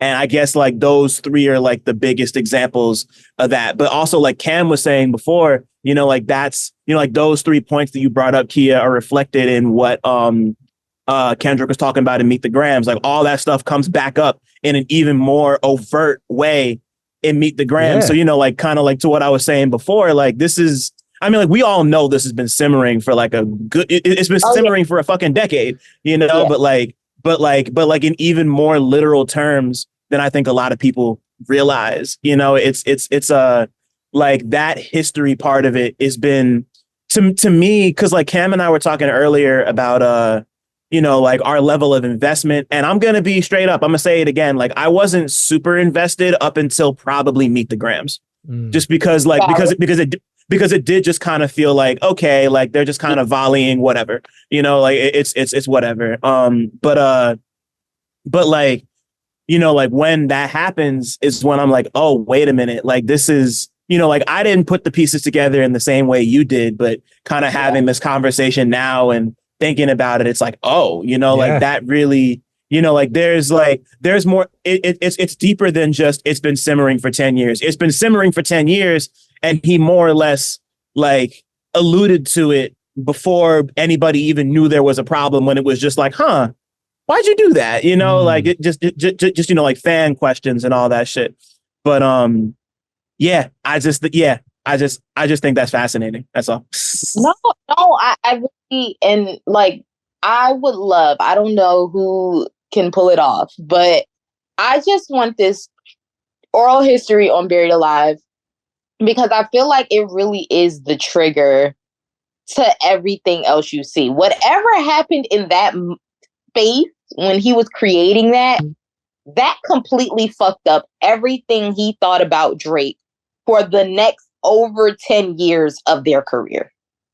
Everything about whatever he saw or felt from Buried Alive, that shit has never left him.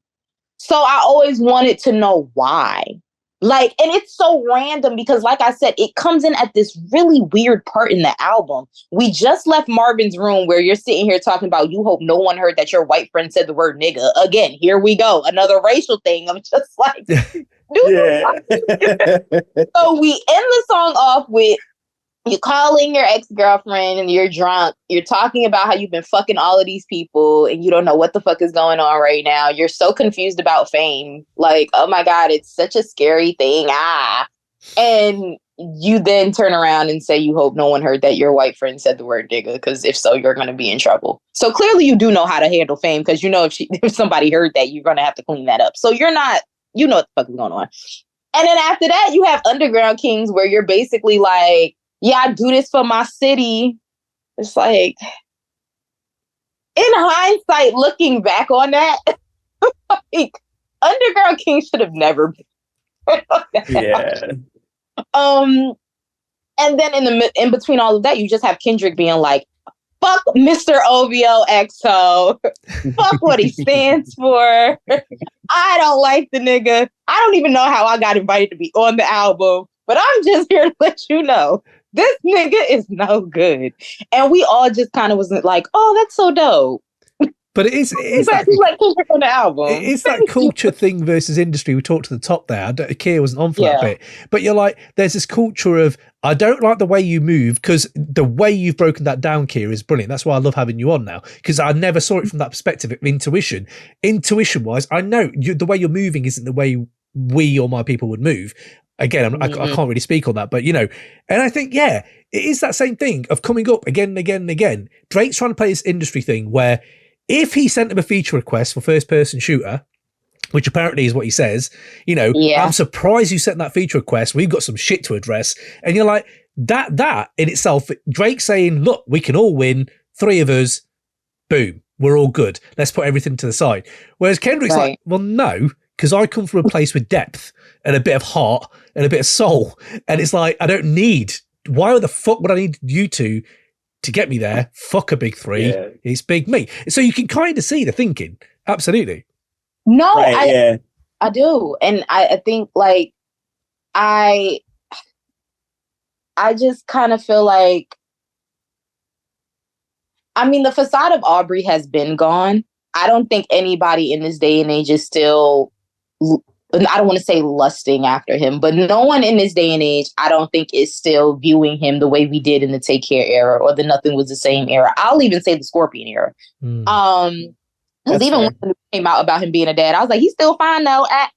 And that was when he dropped Nice for What. That was when he dropped like In My Feelings. Like, he gave me some summer stuff. And that was, and it's always worth, I'm sorry to cut you off, Kia. It's always worth noting that happened right after the Push beef. You know, like the Push beef happened and then Nice for What and In My Feelings happened. And like. But when I look back on it, again, I don't know how this nigga lost his steam.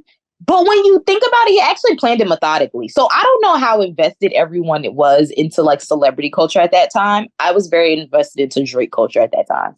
So actually, fun fact, I was actually going to start a Drake podcast one time. I was actually going to do like a whole podcast about Drake. No, I'm so dead. What were you going to call it? What were you going to call it? I really didn't have a name for it, but I did like, this was an idea as far back as like early this year. That it was, the podcast was supposed to launch this year.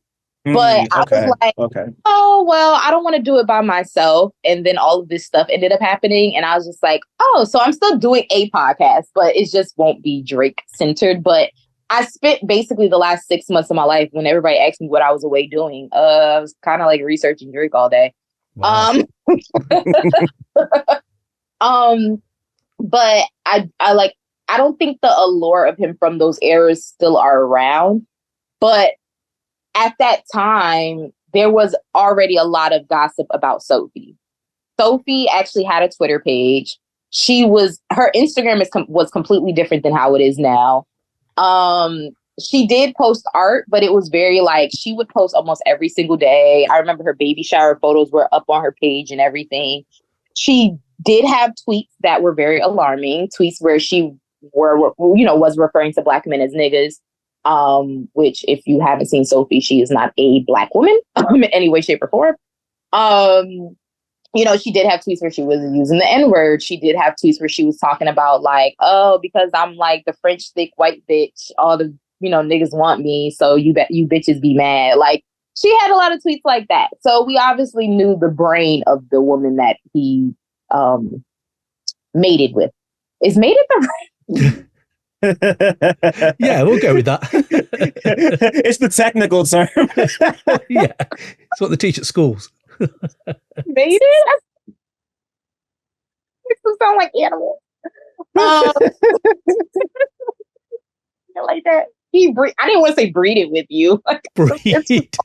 Mated. He fucked you, okay? The woman you fucked, okay? Yeah, we got it. I just want to make sure I don't want nobody to be like, shit, my guy, he say he breeded me. He did. And everyone knew about this baby. Well, I won't say everyone, but if you knew, you knew. Niggas knew about this baby. Niggas knew this baby existed. I remember when they all took the trip to France and it was a real big thing for him to go see the baby. This was a big thing. So when God's Plan dropped, I remember Charlamagne saying on his podcast with Andrew Schultz, Drake is about to have something come out about him. I don't know why, but I just feel like, why the fuck you going around giving out $1 million in Miami? You're not even from Miami. And Charlamagne was like, I think something's about to come out about this nigga. Nice for What dropped like maybe a month later, because I think it was like Black History Month or like the month of my birthday, which is March. So I think it was like February and March. And I remember again, Charlamagne said, I'm telling you, this nigga is either running for president or he got some shit that's about to come out about him, because it makes no sense why back to back he's doing all of this stuff. And when that baby shit came out, I was just like, wow, like the foresight to see this stuff. When you're in something, you kind of really get the foresight to see like, nah, if somebody moving like that, they're moving like that because of something. And I think the one thing Drake has began to lack after the Views era is the foresight to see what's coming. I think because he's so paranoid, he's looking in the wrong places. I do think you overlooked Kendrick. I don't think you were looking straight ahead at him. You did overlook him. You still don't see him as a valuable competitor. You still don't see him as someone worthy to go toe to toe with. And that's where you're losing in this battle. Right. And he says that in the Hard Part 6 too. Yeah. Like he does it's like he doesn't even imply, he says like, I don't really, like I don't think you're really a competitor. It's weird. And it's like, why? But then I don't know, man. Yeah. Sorry, Dylan, but I was gonna say, but then this is a pop star whose star is kind of waning a little bit, right? Like it happens with a lot. People start making a few different moves where you're like, yeah, that's weird, mate. You're just being weird. Like they're both weird. They're both, I think I agree with Open Mike Eagle said this on his stream. Go check that out. And he said the same thing. They're both weird people. Like, let's not deny that. Definitely. But his and I think it was Van Lathan who said like his cultural IQ just isn't there. Again, I can't speak on that in that culture. I can speak on the hip hop circles. In the hip hop circles, it definitely is, because he doesn't give a shit about. But then again, you hear he's a battle rap fan, and you think he's a battle rap fan. So I can kind of see maybe that's why he's bringing up the women. Maybe that's his tactic. That's what he goes with. But I don't know. He's never ever been around in my circles. The stuff you're telling me, Kira, I've never really heard any of this really, because I don't know much about this. You know what I mean? Yeah. No. I mean, and I think that goes back to Van's point. If it was Van who said it. And I think it was him, because I think I remember seeing the clip that you're talking about. See, I hate going back to race with everything. It plays a part though. See, this is why we gotta talk about Kendrick, because now I gotta second question myself with shit. Like, no, I don't know if I should say nigga I don't know if what I do. Like, this is, oh my God, is it like a grits or oatmeal thing? Like, what we doing? Like, how black are we? Oh my God. Okay, so this is the part where I think it does kind of like, I think it's like, I love that Drake is a battle rap fan, right? But this wasn't the beef for battle rap. No. That was that shit for me. This ain't this. And I think that's what Van meant when he said cultural, I don't know if it was cultural currency or cultural ID or something like that. But this is what he meant when he said that. There were tweets that were going around when Kendrick dropped, which were like, oh, Kendrick saying, Drake, you ain't have these sheets. And it was like a very particular type of sheet. If you're listening, you know what I'm talking about. But it was like sheets that we grew up in the Black community. Like one of them is like a green, kind of like forest green, and it has red in it. Literally every Black person I know in the 90s had these damn sheets. And then like me and my sister always had like the Black Barbie sheets. Like there's just certain things that like if you grew up in a Black household, in a Black just surrounding, you would understand, right? There were a lot of moments, and I thought about this yesterday too, because I was listening to the songs back to back, getting ready for today, funny enough. But there are certain moments in Kendrick's songs where it's like Drake could never give you a moment like that. Like, Not Like Us works because it taps into a certain cultural currency that is Black, it's American, and it's ours. And even if you're not from the West Coast, you understand it, which is why on the Joe Budden podcast, those niggas got up and started clicking their heels and doing a little like, because we all get it. That's what. Yeah. And you notice when the song dropped, the one GIF that every Black person kept using was of someone crip walking. Yeah. Which is, he got it. Which is so crazy because like re-listening to Not Like Us yesterday, that song is about like not fronting culturally. And, you know, like, it's just crazy to see people crip walking to a song about like, hey, maybe you should think before you do some shit. Like, you know, like it's gang signs, funny. Bro. Yeah, right. It's like this is going to be such a left field comparison, but it reminds me so much of like Gangstar's Mass Appeal. Right. Like the whole joke, you know, like the whole joke of Mass Appeal is that like, oh, hey, like radio shit is lame. And they made a fucking radio song that turned into a hit, you know, like that's kind of like, I mean, like biggest hip hop publications named right. You know, right. Exactly. And, you know, like there's obviously more like direct like connections, especially within the West Coast to make. But like that's one that kind of sparked in my brain. And it made me laugh because I love stuff like that. Because, you know, you look at it's like another one that really gets me. It's like Bobby Shmurda's Hot Nigga always gets me all the time. Because it's like that song is about killing people and death and catching bodies. And we were all dancing to it, you know, exactly. But like, you know, it's just like stuff like it was so interesting. Like that's why like I saw that clip of Budden in them and like it made me laugh because it's like, they're probably looking at you weird for that right now. But or it could be this is our culture. Yeah. Right. Yeah. Yeah. Like because I think like I said, Kendrick literally said, it's not just me. I'm what the culture feeling. Like I'm what the people saying about you. Yeah. So clearly it's like, and like every time I've gone to LA, I've never gone and like nobody's ever made me feel like an outsider. There's no East Coast, West Coast. Right. Yeah. But like, you know, like at the end of the day, this is our Black American ass culture. It is. This is ours. You know, like Crips aren't just on the West Coast. They're over here too. Like, nigga, I got Crips in my hand. Like, you know what I'm saying? I got Bloods over here too. Like, so this is ours. And I think that's why we all got it when it dropped. I think as far as for Drake, I don't like talking about his race because he doesn't like talking about his race. So I don't feel comfortable dissecting you when you don't feel comfortable dissecting you. Right. But I do say that I do know he spent summers in Memphis. I do know that his father was in his life for a portion of time, and then he stopped because of legal issues, and he was unable to, I guess, come and pick him up because that was like the thing. He used to come and go get his son and then drive him down to Memphis, but he got into legal trouble and was unable to do that. So I don't know. I guess his mom couldn't send him on a train or a plane, so he just kind of got stuck in Toronto. I have to be honest, Drake just never struck me as the black cousin that was like in the kitchen, like with you. Like he just never struck me as the type that was always in Nana's living room spending the night every weekend. Like it was one of those things where it's like, oh, cousin Aubrey in town. Oh, I ain't seen him in like 2 years. Like Right. that's how it always felt. And you could tell he knew things about black culture, but it was never something that he personally. Like, there's just certain things that, like for instance, I was off Zoom for like the first couple of minutes. So y'all know I had my bonnet on. I got mine right here.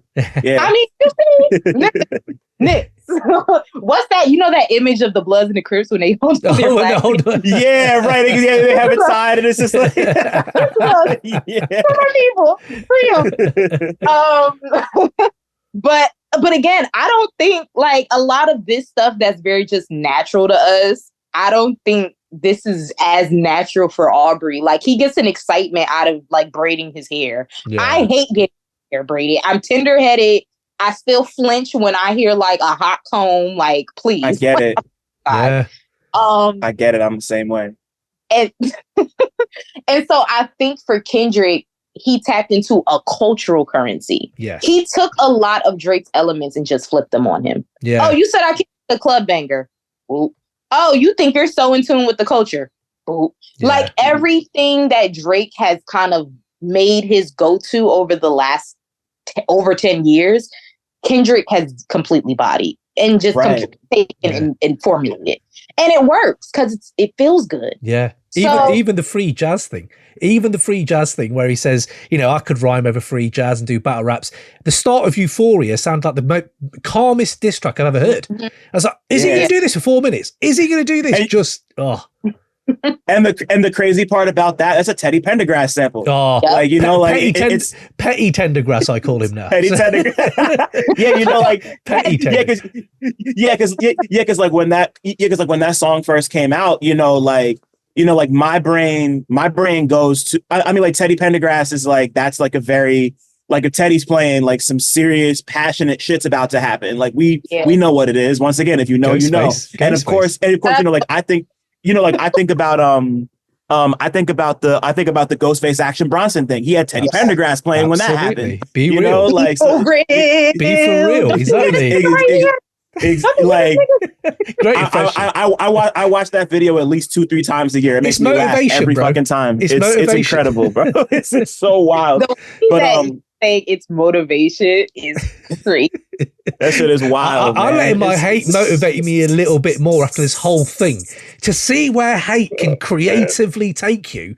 You're writing a letter to his mum, his dad. Like, if that's what hate takes you, I might take a bit of hate. I might do a bit of hate. I've been hating on 6 months. For 6 months, I've been hating. Like, just pure hate in my heart. I think it was Dean Van Nieuwen. Big up Dean Van Nieuwen. He wrote for the Irish. Yeah, shout out to Dean. Yeah, he said Kendrick's hate is so pure. It's like a Hadouken that's been surely charging for 10 years, and it's a Hadouken of hate that's just hit him. And I was like, there is a lot of hate. There is a lot of hate.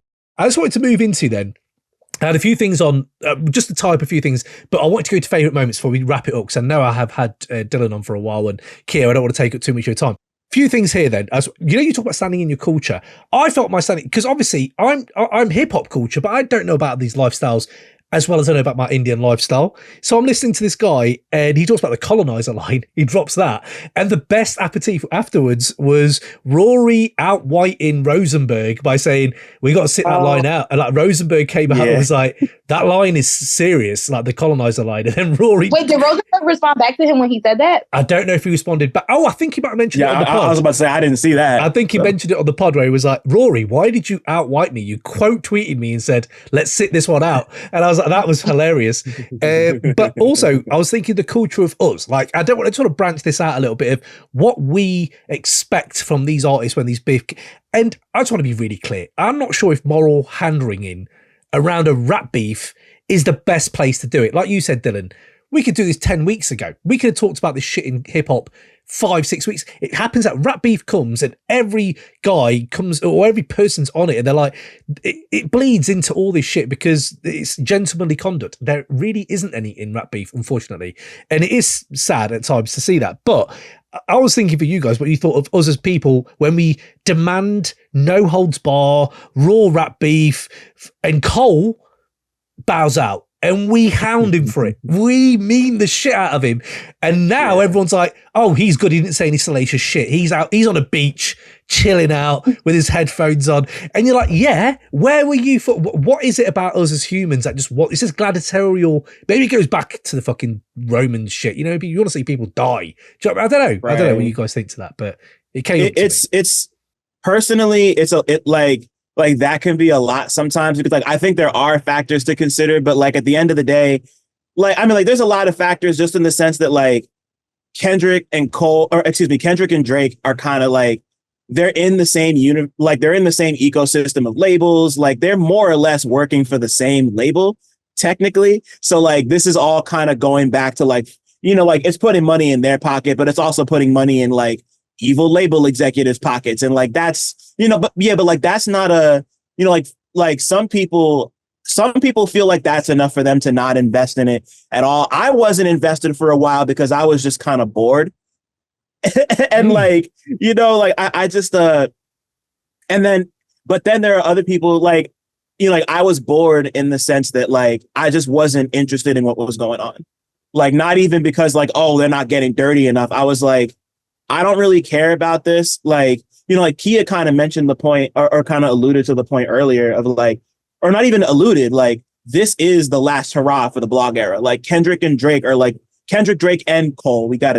I guess we got to include him in that. Like the three of them are like I mean, like depending on who you are, they're not my big three. They're somebody's big three. Like clearly they're popular, obviously, but like, you know, it's like they're kind of like they're three of the biggest figureheads, and they're at a point now where like Kendrick and Drake in particular, they're like it's not going to get higher for them. Like it's only downhill from here. Like they're really like you know, like give it a year and they're not going to be able to pull attention in the same way. I don't think. Wow. You know, like I'm personally interested to see how their next albums turn out, just because of like what, you know, like from a fan perspective, like I'm interested to see what they bring to their next projects, because like Cam and I were saying earlier, they really pulled a lot of different things out of each other and had to go out of their comfort zones to really make sure they could like quote unquote win this. I don't even know if this is, to me, it's not even really about like winning and losing anymore. It's kind of Pyrrhic in the sense that like, I'm not looking at Kendrick or Drake the same ever again after this. You know, like they've kind of like beefs have gotten darker in the past, and like, you know, like we were saying with Pac and Big, like they both died. You know, like nobody's died yet, so it's not that serious. But domestic abuse allegations, pedophilia, and sex trafficking allegations, that's pretty fucking serious. And you know, like whatever we want to say about the gossip and the rumor aspect, like Kendrick, like we said before, Kendrick's a complicated dude. I've had a lot of issues. I mean, I like his music a lot, but I've had a lot of issues with the way he moves and the way he talks about certain things. Like the Trayvon Martin shit rubbed me the wrong way. There's like I love To Pimp a Butterfly. There's a lot of shit on To Pimp a Butterfly and Damn, like in terms of just like his perspective on the world and the Black Israelite shit that makes me really, it rubs me the wrong way. It always has. But Craig Jenkins said it in his piece about all of this. Kendrick can't be the righteous respectability, spirituality dude anymore. You can't go this direction and then just go back to making all right. You can't do it. You know, like you're going to look crazy. You know, like he changed, like the both of them changed their public perception. And I think a lot of the attention will deservedly be put on Drake because of all of this stuff coming to light for some people. But I think Kendrick's taking the most interesting hit, because between this and Mr. Morale, he doesn't seem to care. I didn't like Mr. Morale. Cam, you know this. I'm sure Kia, you know this. Like, I'm not a big fan of that album, but like I'm just not going to be looking at either of them the same after this. Just like on a personal level, like it's just like fun. Like it's a tectonic shift in perception to me. But as a rap fan, like, you know, like as a rap fan, Kendrick went crazy. You know, like I'm really happy to see that. You know, like Kia, I brought this up earlier too. Just like, you know, like there were 5 years between Damn and Mr. Morale. And Kendrick put out 3 songs in 36 hours. 3 different kinds of songs in 36 hours, you know, like Not Like Us isn't like Meet the Grams, which isn't like Euphoria. Like all 3 of those songs are so different from each other. Like he did it on an Alchemist beat, a Mustard beat, and I forget who produced Euphoria, but like wasn't it Soundwave and you're right. Jack Antonoff. Yeah. Which once again, you know, going back to Tailor Made, that song is literally tailor made. That was my favorite part of Euphoria, the fact that he made it tailor-made. Like, that was great. The entendres are mad. 616's title alone. I remember people just going, that is crazy. Like, there's 5, 6, 7, 8 different meanings. I think someone even said, has anyone just sampled the silence at the beginning? What's the silence mean? Does the silence... It's the Kendrick fans. They come out and they do this to me. But yeah, Keir, what did you think to that? To fan expectations, to what we expect from Rap Beef, maybe where you see these two going now? As far as like fan expectations, I don't think anybody expected anything or knew what to expect. I think people were trying to, it's at least on social media, obviously, because that was the leading factor in all of this. People were trying to make it seem like they knew where the goalpost was going, but no one really knew. Which is why I never really jumped out and said, oh, this person is leading or this person is leading. I just kind of felt like whatever diss is the one that for me is the one that gets me to check out. Because like Dylan said, I'm a hip hop lover, purist at heart. So I just like listening for the sport and the art of listening. But I wasn't too invested until Meet the Grams dropped. Then I said, oh, we're getting spooky time. Okay. And everyone was more lethal after Meet the Grams. That to me was like, okay, this shit is over. And of course, Not Like Us just kind of took it out the ballpark and it was just like, yeah, this is done. So I don't think the fans knew what to expect. I don't think the fans knew what to expect because the fans have never seen shit like this before. I mean, you have people who are hearing Hobbs and Nas that were like, I've never seen no shit like this. Like, absolutely. This was different. This was different. Like everybody was aware that we've never seen this before. So, and I will say that arguably when we're looking at where Nas was in his position, if we're comparing this, because this whole beef has been nothing but comparisons. If we're comparing them, like, I do think that Nas was in a different position than what Kendrick necessarily could be. Totally. Easy. There's the whole critical lauded aspect or whatever, but Kendrick is in a way different place than where Nas was. Yeah. But still, with that being said, I don't think the fans really knew what to expect. I think they were just kind of rolling with whatever the large consensus was, which was just unfortunately Kendrick was beating that man's ass. I will say that, again, it did show me a lot about men. Specifically the men in Drake's fan bases. I will say I've always known about the men in Kendrick's fan bases. They're very methodical. They think they kind of know things more than other people. Very hypocritical. They act a lot like their favorite artists, which I fuck with because your favorite artist has admitted to being hypocritical. So I can't go too crazy, but I get it. Drake fans, on the other hand, and specifically the male ones, if masculinity, I'm so sorry. If that had like a face, it would be like Drake and his male fans, like just kind of chilling. Because I've never seen dick riding at like they ride dick better than me. It was an all-time sport on the timeline. Everybody. So I don't think the fans really knew what to expect, which I think made this even more of a better kind of mashup because we really didn't, because they're both good MCs. So it was just like, all right, so who actually got some shit? And then it started moving more towards the tea aspect, which I know a lot of people like aren't really here for the tea. So it's just kind of like, well, this is kind of boring to me. I will say that I don't think we're going to look at Drake and Kendrick the same after this.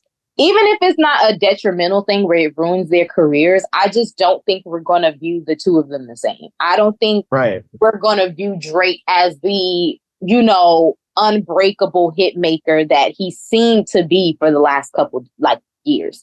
I don't think we're going to view Kendrick as, well, I've never viewed Kendrick as a savior, and he's been spending the last couple projects telling y'all he does not want to be your savior. Absolutely.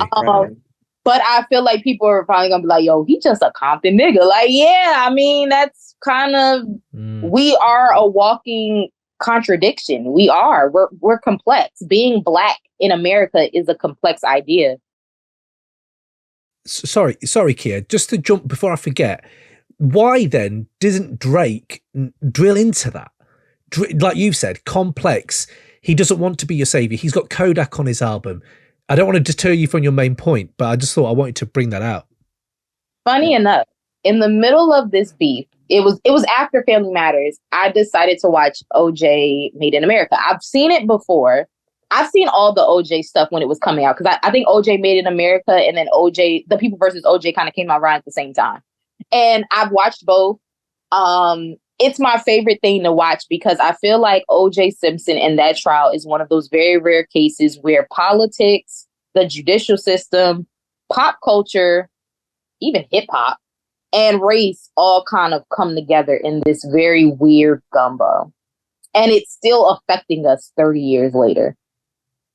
Watching it, though, the first time, I never, because I only knew, I was born in 97, so I only knew OJ Simpson as a killer.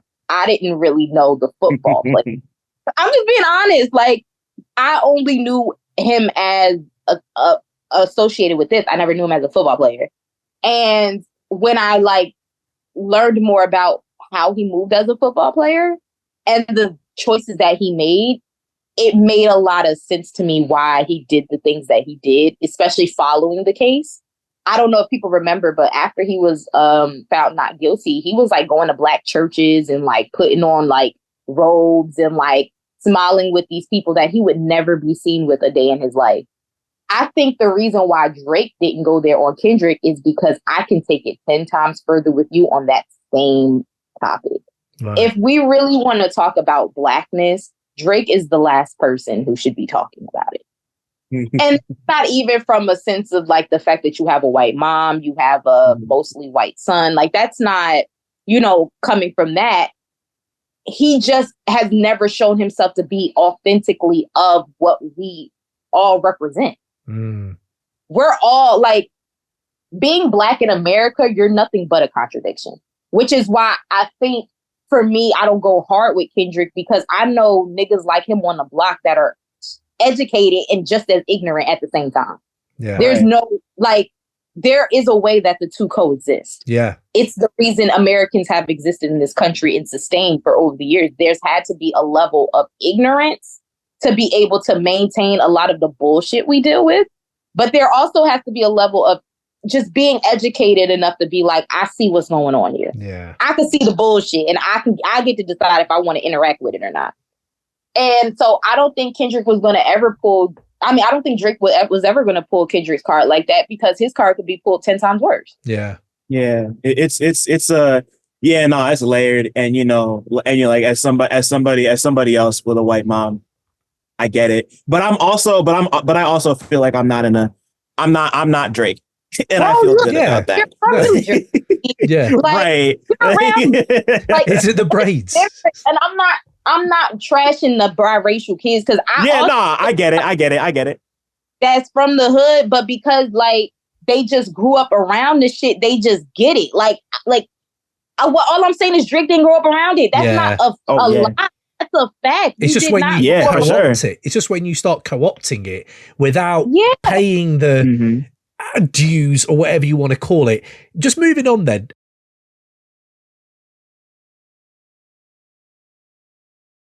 What will change, what won't it? One little moment before we go into our favourite bits of the tracks. I do really want to dig into them with you. What will change, what won't? And I was reading The Ringer. I think it was Charles Holmes, and he said this is the last time a beef will ever matter this much. And I know he also calls the beef toothless. He said this is what happens when the old guard kind of becomes the only guard. What do you guys think to that? I don't agree with that, but I don't know what you mean by this much. I suppose that's the thing. Will a beef ever matter this much again?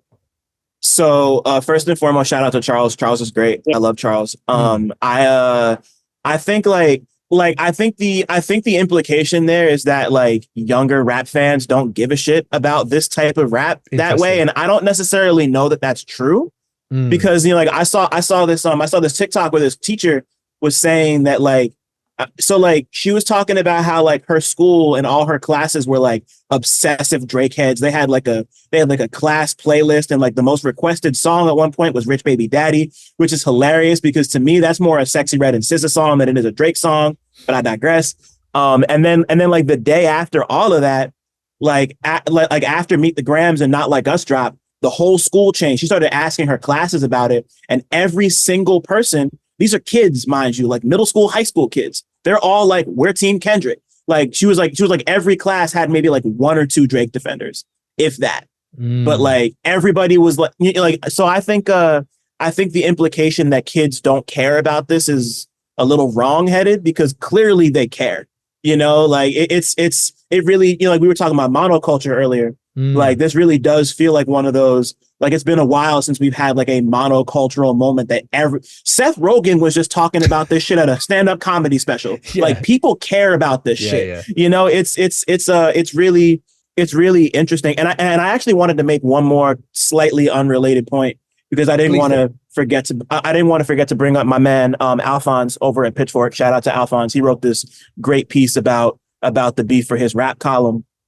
And, you know, like we were talking earlier about like the lengths that we'll go to and just like whether, you know, like people like one thing I noticed, like people started to get scared when Meet the Grams came out and they're like, oh, this is getting weird. And you know, in my head, I'm thinking like, this is what you asked for. Like you wanted this to get dirtier. You wanted it to get bloodier. You wanted to be, for lack of a better word, titillated. Like you know, like you were looking for that shit, right? Exactly. You know, and it's just like, and you know, like Al kind of ends his piece by saying that I got it up right here. He basically says, like,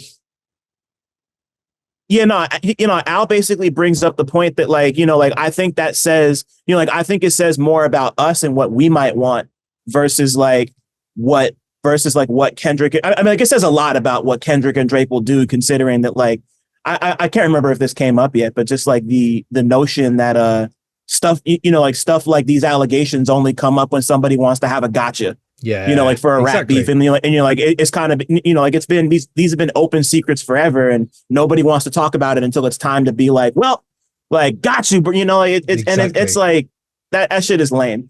But, you know, like not to bring the mood down too much, but like it's hard not to think about that because like it is absolutely.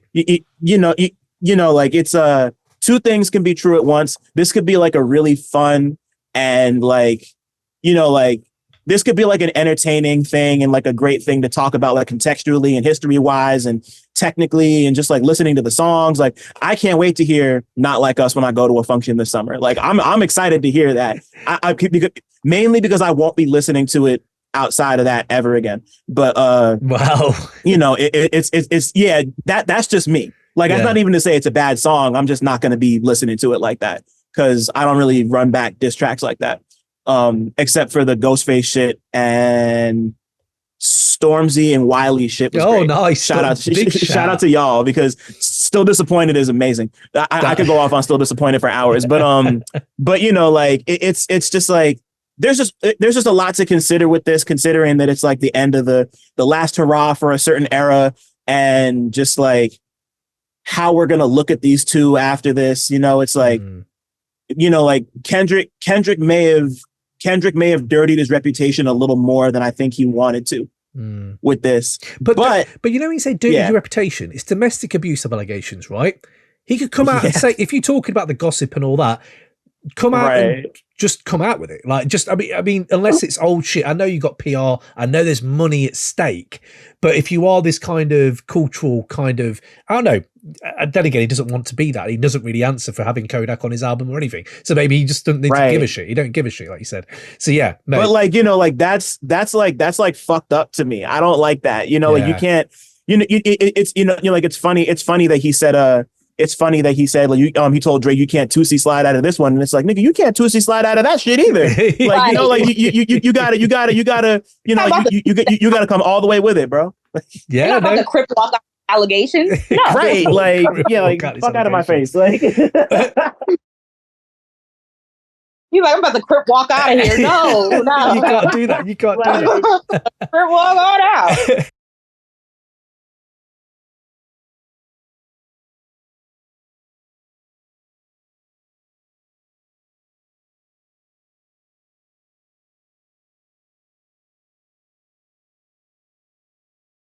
No, Dylan said a lot of what I was going to say because I felt the same way. I thought it was so crazy to see people coming out being like, oh, this is getting dark. And I was like, but y'all was just sitting here saying y'all wanted it to get dark. Y'all wanted it to be pitch black, dark at night. Y'all wanted it to be 2 o'clock in the morning. And y'all over there telling me, like, this ain't what y'all wanted. Like, y'all just said y'all wanted this. So I agree exactly with what Dylan is saying. That's exactly how I felt. I thought that was hypocritical in itself. Like, y'all asked for it, though. Mm-hmm. Like, I'm not understanding. But to Dylan's point also about the young people, I agree 100%. I've also been seeing on TikTok, the youth have been, especially the BBL Drizzy and the Not Like Us. Right. Oh, yeah. Bro, they have a Not Like Us Jersey Club song. And mind you, I'm from Jersey, I'm from Jersey. When you get a certain age and you're from Jersey, you kind of not outgrow Jersey Club, but you're like, okay, I respect it for what it meant for my youth and what it means for my hometown, but I don't indulge in it probably as much as the next person. Now, don't get me wrong, there are adults who still indulge because it is our culture. You know what I'm saying? It is something we hold very near and dear to our heart. And every now and then somebody will drop a Jersey Club mix and I'm like, oh, I gotta bang this. Bro, the Jersey Club mixes to Not Like Us. I'm outside sexy walking and all of that. When you see me Wu-Tang, I'm everything. Baltimore Club, Philly Club, Jersey. I'm doing all of it. I'm outside doing all the dances. But you gotta send me a couple of those. I haven't heard any of them yet. Please. Bro, send me later. I'm gonna send you links, bro. Like when I tell you, like that shit have me like, and I'm like, but to your point about the young people, I actually really, what I love about this is, yes, it's the end of the blog era. And for me, thank God, I kind of got sick of y'all. Not gonna hold you. I think what I saw was the beauty in all of this. Everyone was looking at it from a dark side. I saw the beauty in the end results in this. Not for Drake and Kendrick, for everyone else. I saw my friends get to a place where they're now the writers. Andre G has these fucking niggas on tilt. He had Ebro. What is wrong? Like, I love Andre, man. All my heart. I'm seeing Jordan at Complex, Jordan Rose. I'm seeing... Shout out to Jordan. My friends now be like, I'm telling the story. Yeah. And that to me is the first sign of like, things are changing. That's cool. It may not be good for me as the Black woman in the situation, but for the culture, I'm at least seeing that guard is changing. Who is telling the story and how we're telling the story. Also, who are we going to allow to dictate who the winner is? Yes, it is coming from Rolling Stone, but we know that's Andre. So we know who it's coming from. Yeah. So I think that changes things as well, because now these publications that didn't cover rap to that level or weren't the ones like back in the 90s, no, Rolling Stone wasn't going to come out and tell you who won because they didn't give a fuck who won between Biggie and Pop. It's true. But now Rolling Stone is going to tell you because we have writers like Andre who's sitting there going, we have to tell them. We have to be the one that tell them. So that to me is really special to see that. And I wish people would see it from that point of view. The second point is you have young kids all over the world right now dropping their best disses towards Drake on a Metro beat. That is mad. That is, can we appreciate that for a second? Crazy. Whoever that kid is that Metro retweeted and that I saw a lot of people retweeting, I retweeted him as well. He also rapped on the BBL Drizzy beat, but he it's like kind of like diss Drake. And he was actually really good. I don't know where that kid is from, but he was really good. We're seeing a new generation who's like, I'm so hungry for this shit. Hell yeah, I'll shoot at the big dog. I don't give a fuck. Yeah. So it's weird, the whole God thing, because the only people that I think ever really were the big three conversation, God thing, all of that, it's interesting to me, right? Because I don't think my generation ever really thought about a big three. We just kind of picked who we liked and we enjoyed. Yeah, I know a lot of my friends who were more Wiz Khalifa fans or more Currency fans or more Dom Kennedy fans. I know a lot of people who were more Charles Hampton, like all these other people, you know what I'm saying? Like there were more people who were like French Montana and the Chinks tapes and all that, you know what I'm saying? Like everyone had their own, at least in my friend group, when we were growing up in that blog era, everyone had their own thing that kind of worked for them. Right. I was the one who was more of the mainstream girly, where I did like Wale and Kendrick and Cole and Sean and Drake more. But now we're seeing this generation be like, yo, I'll shoot at Drake. That's fine. And it's just like, I don't even have the restraint to be like, nah, I ain't gonna do that. No, I'll shoot at him. And that to me is showing me that this is changing. Yeah. Slowly, you know? Yeah. I do say I still want more space for women, not even as just getting their credit as far as Megan, as far as rapping and addressing Drake, but also just space for us to talk about this as well. Like, I thought it was very weird that all of these men were talking about violence and they were shocked and this was going too left and this is too deep and this is too dark. Nah, nigga, I'm the woman that was like, go deeper, go darker. What else you got? Like, so there's that. As far as like my favorite line about this song, from these songs, definitely, oh my God, I have so many. So definitely fuck the big three. It's just Big Me, because that was really the one that had me like, oh, fuck these niggas. Guard the throne, son. Like, no, for real. Like, yo. I also loved, damn, what was that shit? It's so many lines. No, it's the part in Family Matters when Drake is like trying to turn the Prince MJ thing. Yeah, yeah. In real time, he's pretending like he's getting something. He's like, oh, wait, I get it. Oh, wait, I know. It's so funny. Like, oh, shit. Oh, wait, you're right. It is so funny. I love what's the prince to a king? He a son, nigga. I love that. First of all, shout out to Prince and Michael Jackson, man. Yeah. Like, shout out. Yeah, man. That whole analogy's been sick. It's been sick. Of course, I love like freaky ass nigga. He has 69. God. Because if you know anything about the West Coast, you know you call somebody a weirdo or a freak, it's fighting words. So freaky ass nigga is crazy. There's so many lines in like all of the songs where they really did come at each other, and I'm like, this was chef's kiss. But yeah, I guess I'll just wrap up my point by saying like, shout out to Prince and Michael, because I think one is a testament to their legacies. The fact that I think Prince, he passed away in 2016, so he's been deceased for almost 10 years. Michael actually has been deceased for 14, almost 15 years. Yeah. He died when I graduated from high school. Damn. Yeah, so that was 2009. Yeah, so the fact that, you know, they're still being mentioned and still being the tent poles as far as like what we use comparisons for, like that's just a testament to their legacy. And also like I want to say shout out to Michael Jackson, because Michael, the real loser here in this whole beef is Michael Jackson. And it's the man is dead. So it's like, if I'm Michael, right? I'm like, okay, I've been resting partially in peace because people are trying to disrupt the peace.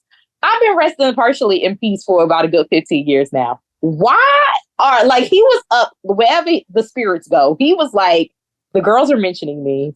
I'm being mentioned in a beat. And Prince is sitting in the corner like, okay, but nigga, they mentioning me too. So, what's up? But I really do think like Michael and Prince have really been like the stronghold for this. And I'll never forget a couple years ago when I wrote about Buried Alive, for something I personally did, I compared it to that moment when James Brown was on stage and he called Michael and Prince up. And Michael got up there and Michael was perfect. He danced perfectly. He sang perfectly. Everything was perfect. He was on top. He was ready to go. And Prince got up there. He didn't know really how to do the drum set. He was kind of fumbling. He was like a little all over the place. He couldn't really find his footing. Supposedly, the rumor is Prince tried to run Michael over with his car after that show. But that's bad. I say that to say that in that comparison off rip, you would think that Drake is Michael and Kendrick is Prince. But I guess we saw that like the two can coexist. Finally, after all of these years, we found out Prince and Michael can coexist. You can be both. You can be a good artist and make hit records. Yeah. Shout out to Prince and Michael, man. Yeah, I love that. The amount Midwest Kings, yeah. The amount you can infer into that analogy, just the two of them. You could go into that for hours. You could do a whole podcast on that. Do you know what I mean? Just how they are to the culture, what they've done for the industry. Absolutely. I had some other great moments. I am going to run these short, though. I'm really sorry because I do have to dip out. But more than welcome to chuck me your favourites, like via a voice note later if you want to. I can put that in, absolutely, if you have any others you want to put into it. But what did I have here quickly? Yes, I've talked about 616. The way that change of gear, that is absolutely wild. To put the ski mask on and going brutally like that after kind of exploring your inner space. I haven't heard that a lot. So just that was brutal. One of my favourite lines is one of the most simple. Fake bully, I hate bullies. You must be a terrible person. Just so perfect. It's like, yeah, absolutely perfect. I enjoyed your take on the Tootsie Slide one. That was great as well. Oh, do you know when he's going on Euphoria, he's saying, shoo, and we've been doing that around the house. That's been going on. You start thinking of the layers and layers and layers. Like the Sex Predator artwork is a level where you're like, holy shit. The 616 artwork has all their mentions. And I'm listening to Shoo now thinking, oh, he's shooing dogs. He's talking about dogs, and this is what Kendrick and Drake have done to my brain, where I'm like, Kendrick's just made me think of everything is even more, like even the way he's talking to her about, how do you know my people aren't working for me? And you think, yeah, where's the proof? Don't need the proof. Pusha's made this guy paranoid. I'm just going to lean on that paranoia even more, and none of this has to be true, but I know you're thinking about it. And Meek Mill made him paranoid. Meek Mill made him paranoid. Meek Mill with the ghostwriters and shit. Yeah. Because you a paranoid album. Like, oh, I hated that album for the longest because I'm like, you sound so like niggas is outside your window. But then when 40 came out and said the album was actually angrier, and he went back and told him, you need to tone this down because you sound too. I don't know if it was Views or Scorpion, but one of them he sounded really angry. And 40 had to tell him, you need to calm down because you sound too angry on these songs and they're not even good. Like you just sound angry. And I think about that too, because that could be a big part of why I think Drake kind of played it the way he did at first. Because it's like, I don't want to come off like the angry paranoid nigga, but you are the angry paranoid. You are. Yeah. We've not even said A minor. Like there's going to be people around all this summer. Oh my, it's such a good line. Like the A minor line. And again, the depth where I'm now going on my Twitter mentions and someone's like, the chords that make A minor are all white keys, right? And I'm like, oh, for fuck's sake, like, why are you telling me these things? Now I can't. So yeah, no, there's that one. Is it the braids? That is just fucking. What is it, the braids? Like, no. What is it? The braids and fucking calling him an off. A little bit of Eminem there, where he's like, "Oh, you want to work with me? Okay." Right. A little bit like just like, oh, right. And the Off-White Sunseeker at the marina at the beginning of 616 in LA. That's the one I keep coming back to because it's like that's such a good insult. Like layers again. Totally. Layers again. We didn't know what 616 meant. Everybody was like, okay, somebody was born on 616. No, somebody died on 616. No, Nicole Brown's funeral was on 616. No, the evidence was turning at 16. I'm like, oh my God. Do they have the Al Green? No, what is it? Hold on. First of all, why have we done 2.5 hours when one guy who puts a cease and desist in is an automatic L? Anybody who's sending a cease and desist on a beef is automatic L. So we could have just said Drake lost from that, and there has been receipts on that. One of the biggest receipts on that. Easy. So yeah, awful. But he did ask for the quintuple entendres and all this shit, and then the 6 bro, Al Green. Drake's uncle, you got fucking Teddy. There's a back. I'm going to get back to back for the record. And then there is a record called Back to Back. This is what I'm talking about. This is when. The fact that his uncle worked with Al Green. Like, come on. The fact that his uncle worked with Prince. Like, I don't think we understand. Larry Graham is his uncle, or so we believe. Nobody actually knows this because no one actually confirmed it. And his father is a liar, so we never know what to believe from Dennis. Yes. But the thing is, Larry is supposed to be Drake's uncle, or he is Drake's uncle, and your uncle has worked with Prince. Your uncle has worked with Al Green. Your uncle is a legend in Memphis music, in funk music, in soul music. You've never even tapped into that. Like that shit at me. Like there's so like you said, we could go on and on just about like the meanings of everything. You can do a whole podcast series just breaking down this beat, like alone. Yeah, like, Dissect will. Tap into. Dissect will. Dissect will go out and do that. Like Euphoria alone, you've got the pacifier line, which he did then double down on later. You have the what's the line? I love the line where he's just like, he's so psychotic, actually, thinking about it. He's done all this shit, and yet he'll still go, yo, everything with me just blessed. Keep making me dance, waving my hands, and there will be no threat. You're a pedophile, an alcoholic, a drug addict. You have a sex addiction. You don't raise your kids. You have other kids you don't raise. But I love you, and I want the best for you, and I expect everything. That is psychotic. That is some behaviour. This guy needs to be just check on him. Just check on him. Is he okay? I know you don't like Euphoria that much, but I love the way that song builds up pace, Dylan. I'm sorry, but I think Euphoria might be one of my favourite Dylan, jams. You didn't like Euphoria? So let me clarify. I like Euphoria. I didn't like the beats on Euphoria. Like the back half of the verse, like the back half where he like really gets in his like that shit was great.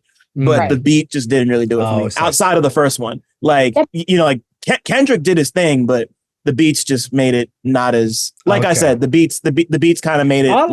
I didn't want to go back to it, but either way, I like the bong. It reminds me of Hail Mary, and it can't be it is a Hail Mary 2-pack kind of vibe when you hear that bong coming in, and them little touches, even the bits where he's like, you lad, and the backing vocals are like just kind of coming in back off the back of him. You're like, holy shit.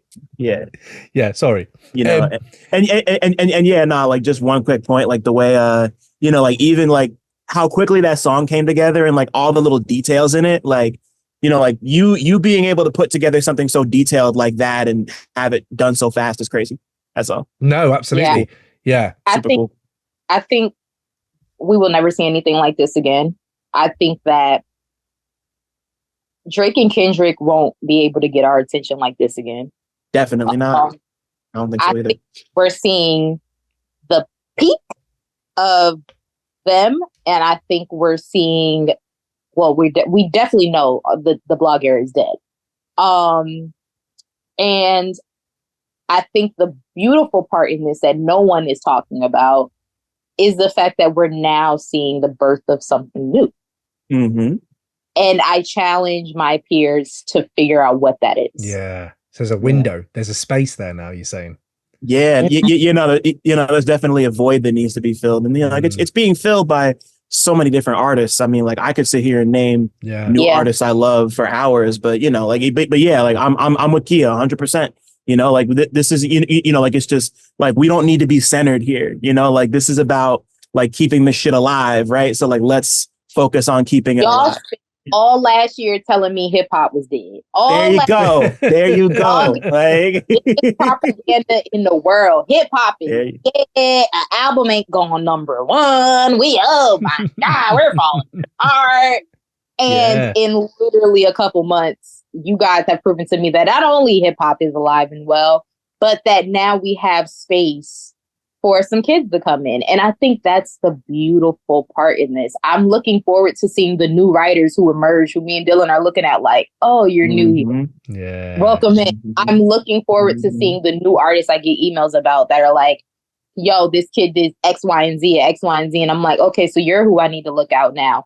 I think for people like us, this is our time now where we really have to do the work because this new generation is coming in, and we're seeing that with this battle. And so I want people to stop looking at this like this was supposed to be Pac and Big 2.0. I want people to even stop looking at this like this was supposed to be Hov and Nas 2.0. This was Drake and Kendrick, and this has now opened the door for the new era to come through.